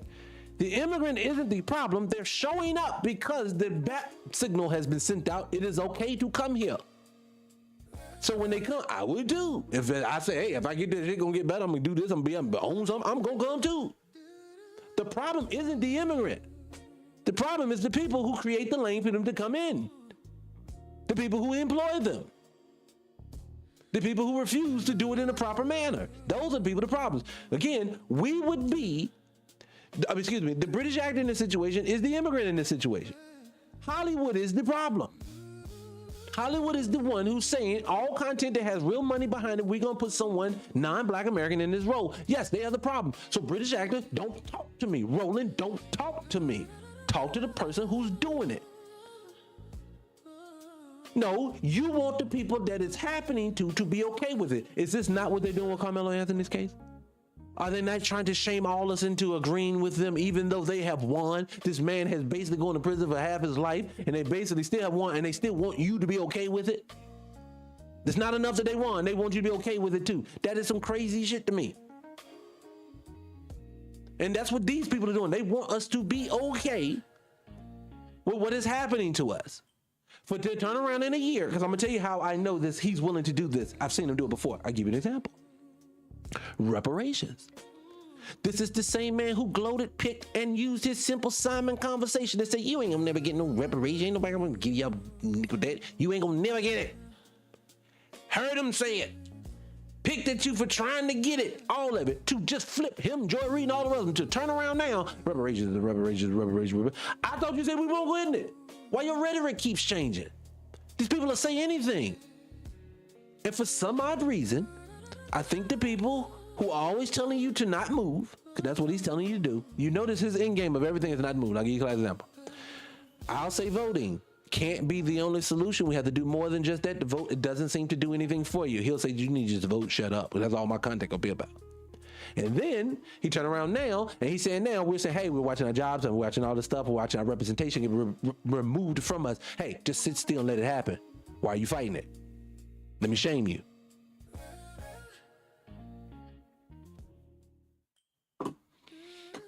So, I'm gonna give you a chance. What's your name right here?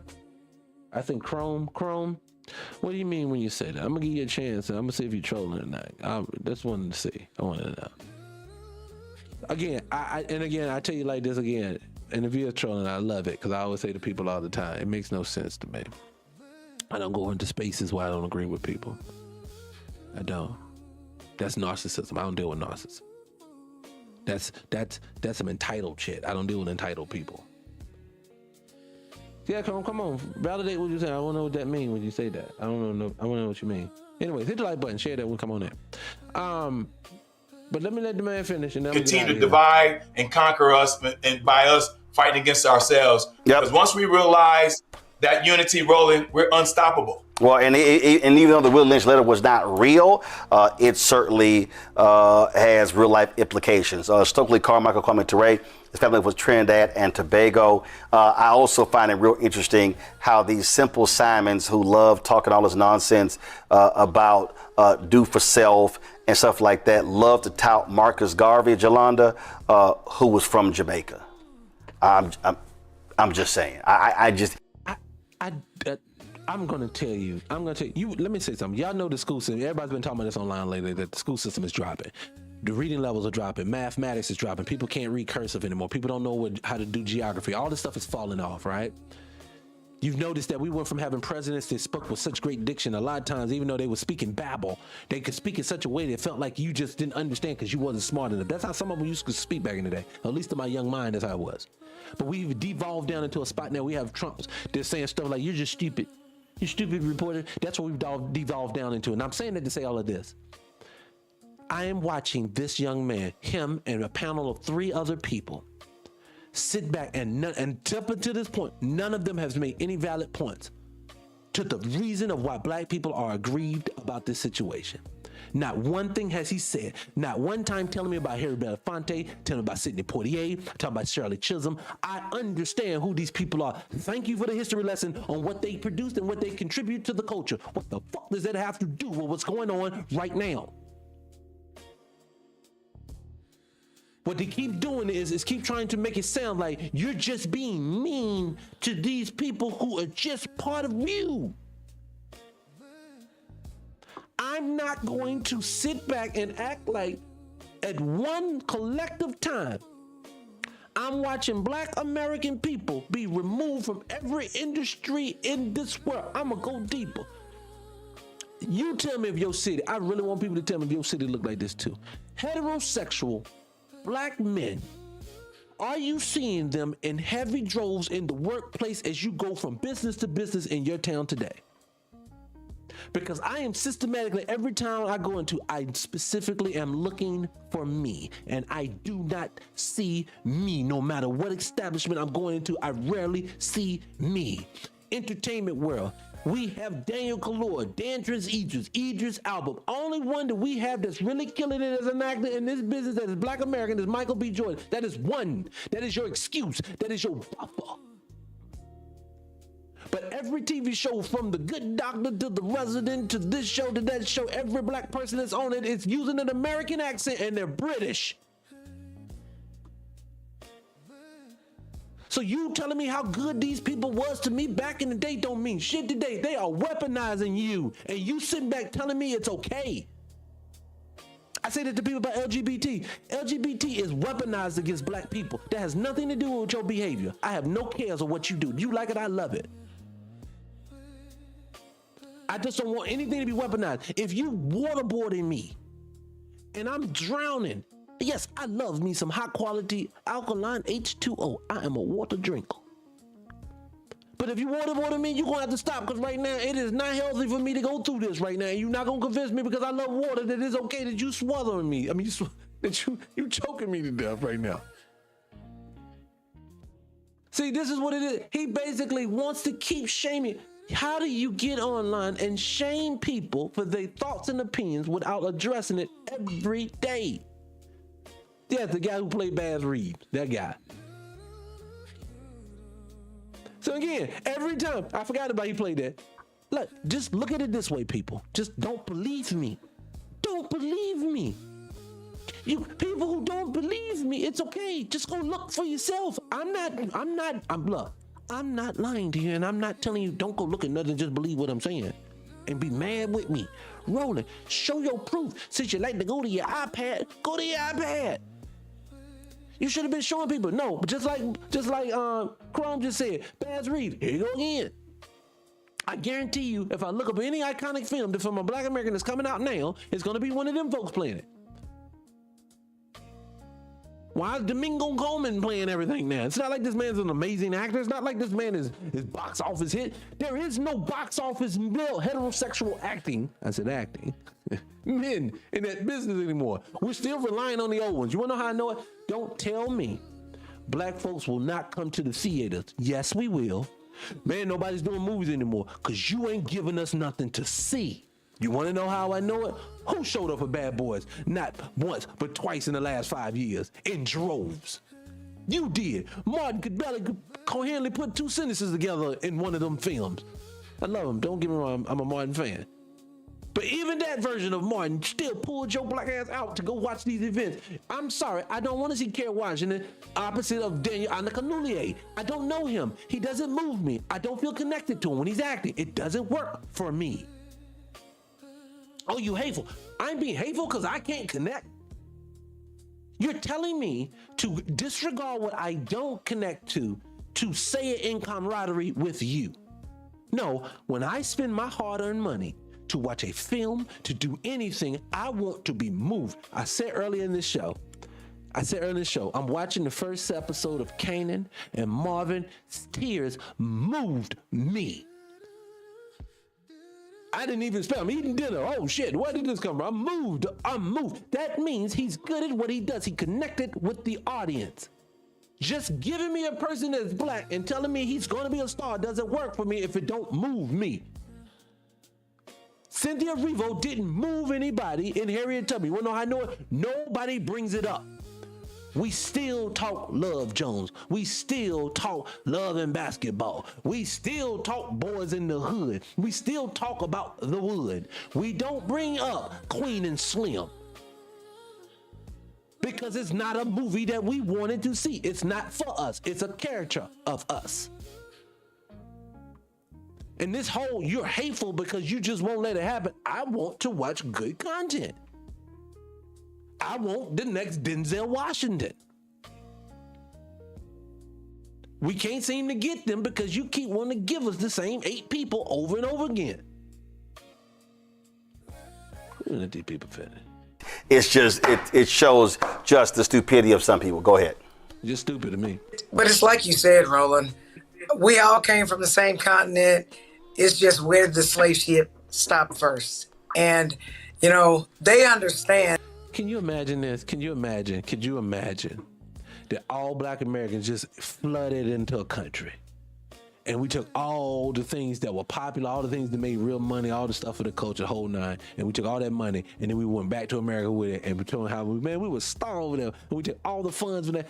How do you think them folks that are trying to do the same thing you doing are going to feel about you? You think they're gonna say, man, we all black folks, it's cool, let them have it, man. Let them take all your celebrity, all your stuff, all your money, all your wealth, all everything, and just go over to England, and out, as they telling you at the same time they better than you. Yeah, let them have it, man. Let them have it. We always on the same boat. And I could have sworn the boat, the way you tell the story, and we can get into it, but the way you tell the story, ain't no boats going to Europe. Remember, the people, a large portion of the people in Europe now, families they are first and second generations from Nigeria and from Ghana and places like this.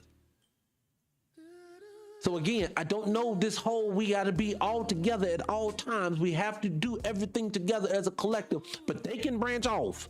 I heard this recently. I'm watching some guy's podcast. I can't remember who I was watching. And they gave the obvious question I've heard people say a million times. The guy from overseas said, black Americans have no culture. Y'all just Africans. Stop trying to replace yourself. And then the person that's black American says, do you feel the same way about Jamaicans? They say, no, they're Jamaicans. And then they'll say, well, why we're not black Americans? Because you're not, you're African.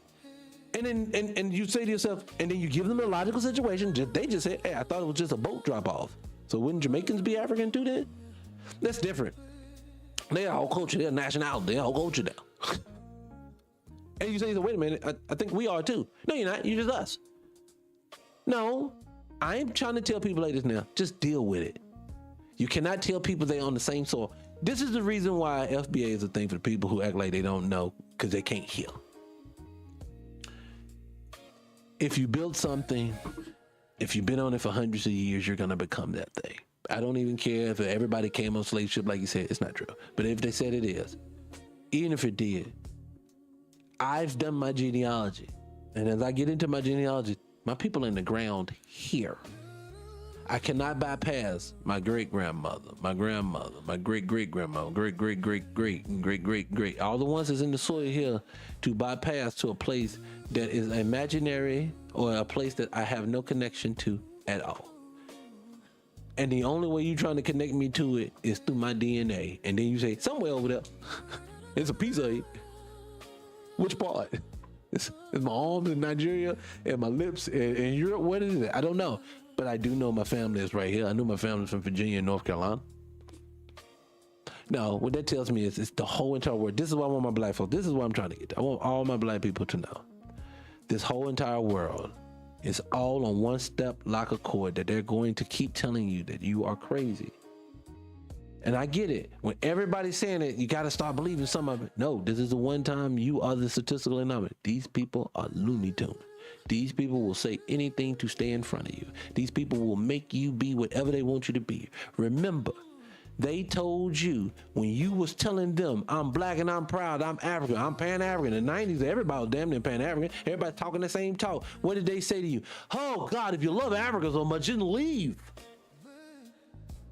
And then you say that you're American. Oh, God, aren't you African? You need to just go be with your people. What are you talking about? See, it's always going to be the exact opposite of what you want for yourself. Remember that every time you want something for yourself, they're going to tell you you're wrong. Black folks say that I'm not voting anymore until you give me something. You're wrong for that. Remember, you've been told you're wrong. When you say, I don't want people stealing my acting gigs, you're wrong for that. No one said, again, I always say if you go to therapy, a therapist is going to say to you this: your feelings are valid. The way that you feel internal has to be addressed before you can fix anything. So to Roland, there is no psychiatrist that will say to you, all you have to do is go shame them with no proof and then basically talk about them and to get them in line, that's going to be healthy. But again, you're being told by this dude that even though I'm not being healthy with you, even though I'm not staying on topic with you, even though I'm not giving you anything tangible to take with you that can actually build a bridge versus not building a bridge, because what I'm saying is building a bridge, just be respectful. If you get something, look out for the person who actually table you eating off of. And I would say the same thing to my people. If I go to Europe, if I'm now going in your place and I'm a star in Europe and I have to put a production that's going to be about Europe, I'm going to employ European people. I don't want to go grab all of my folks from America and bring them over. Now I am taking hostage of all of their stuff. And it's just, I'm going to tell you, to me, and let me say it this way.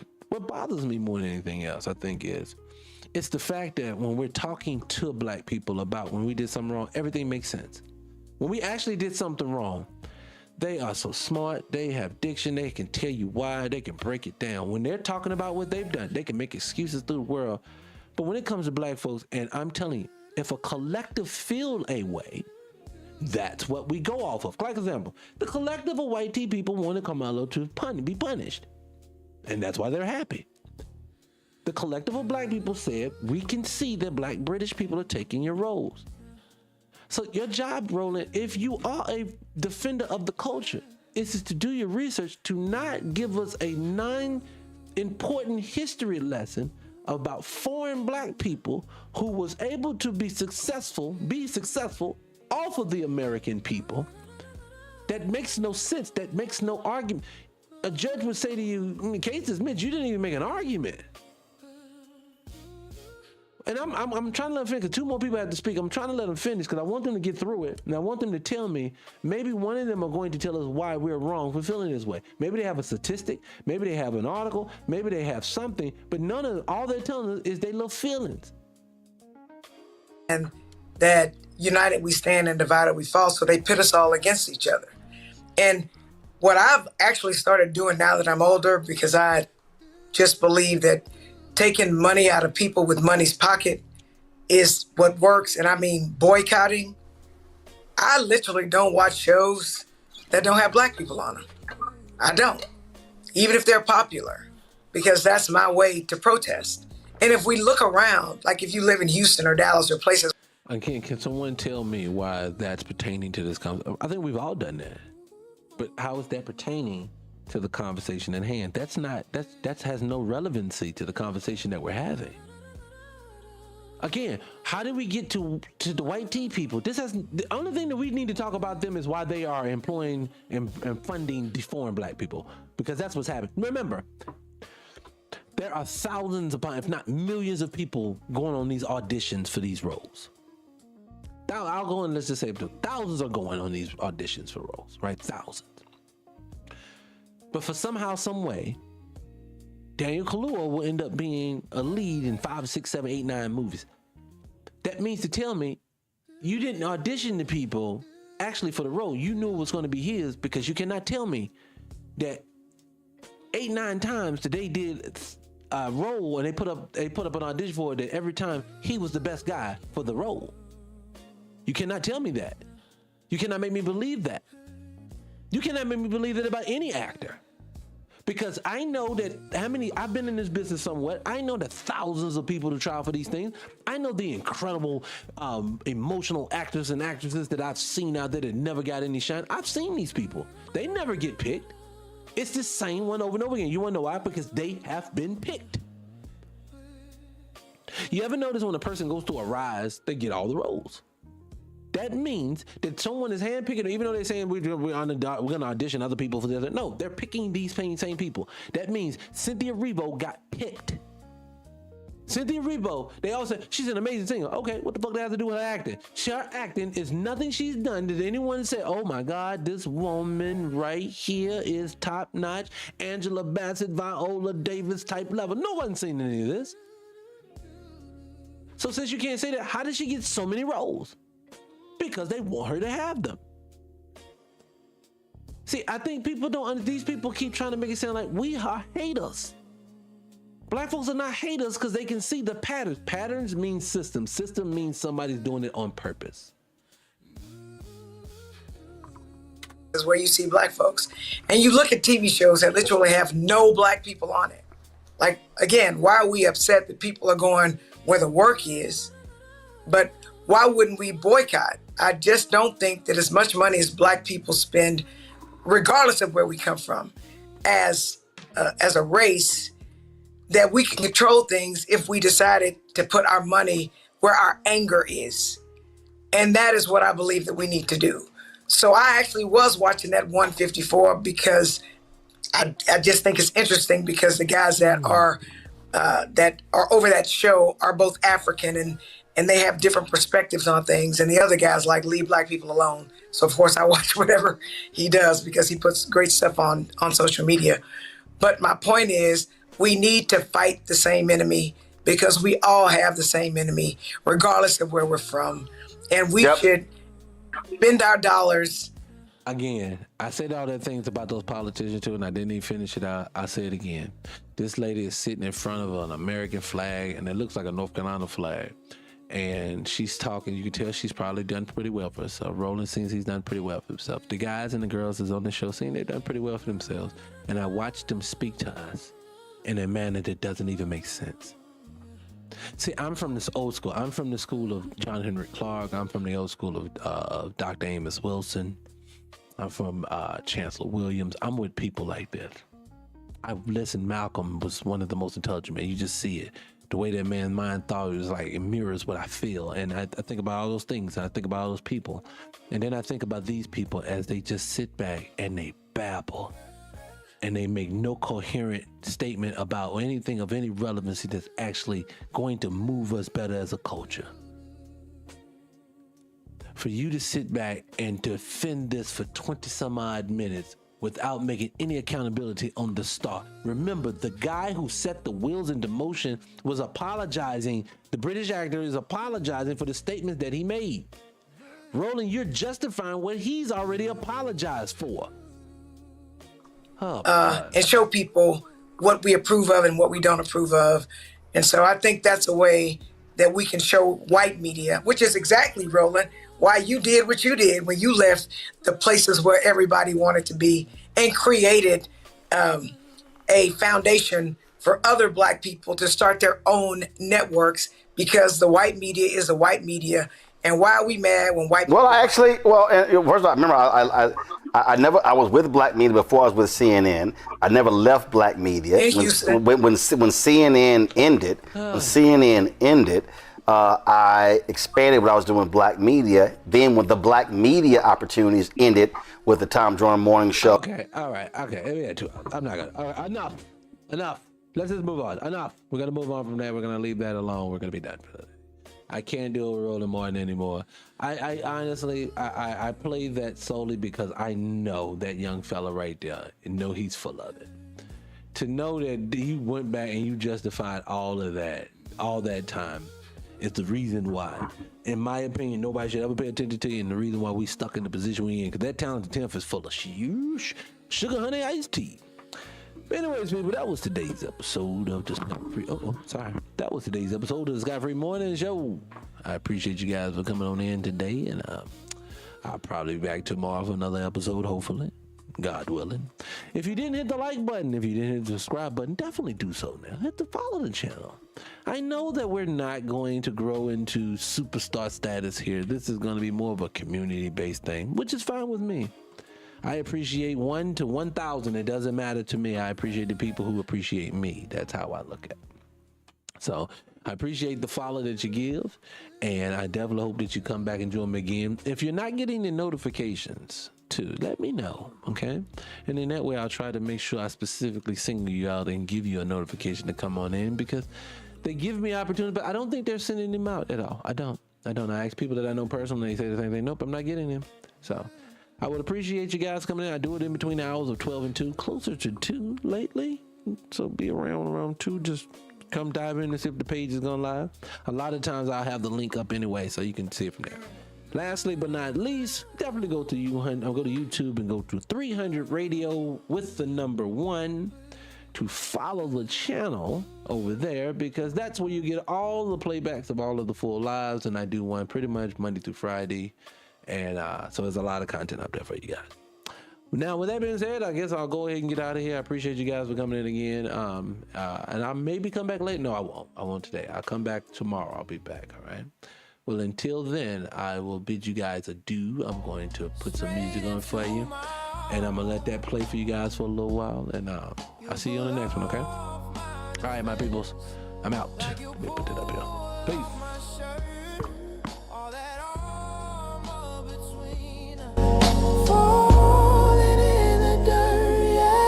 Call it truth on my skin.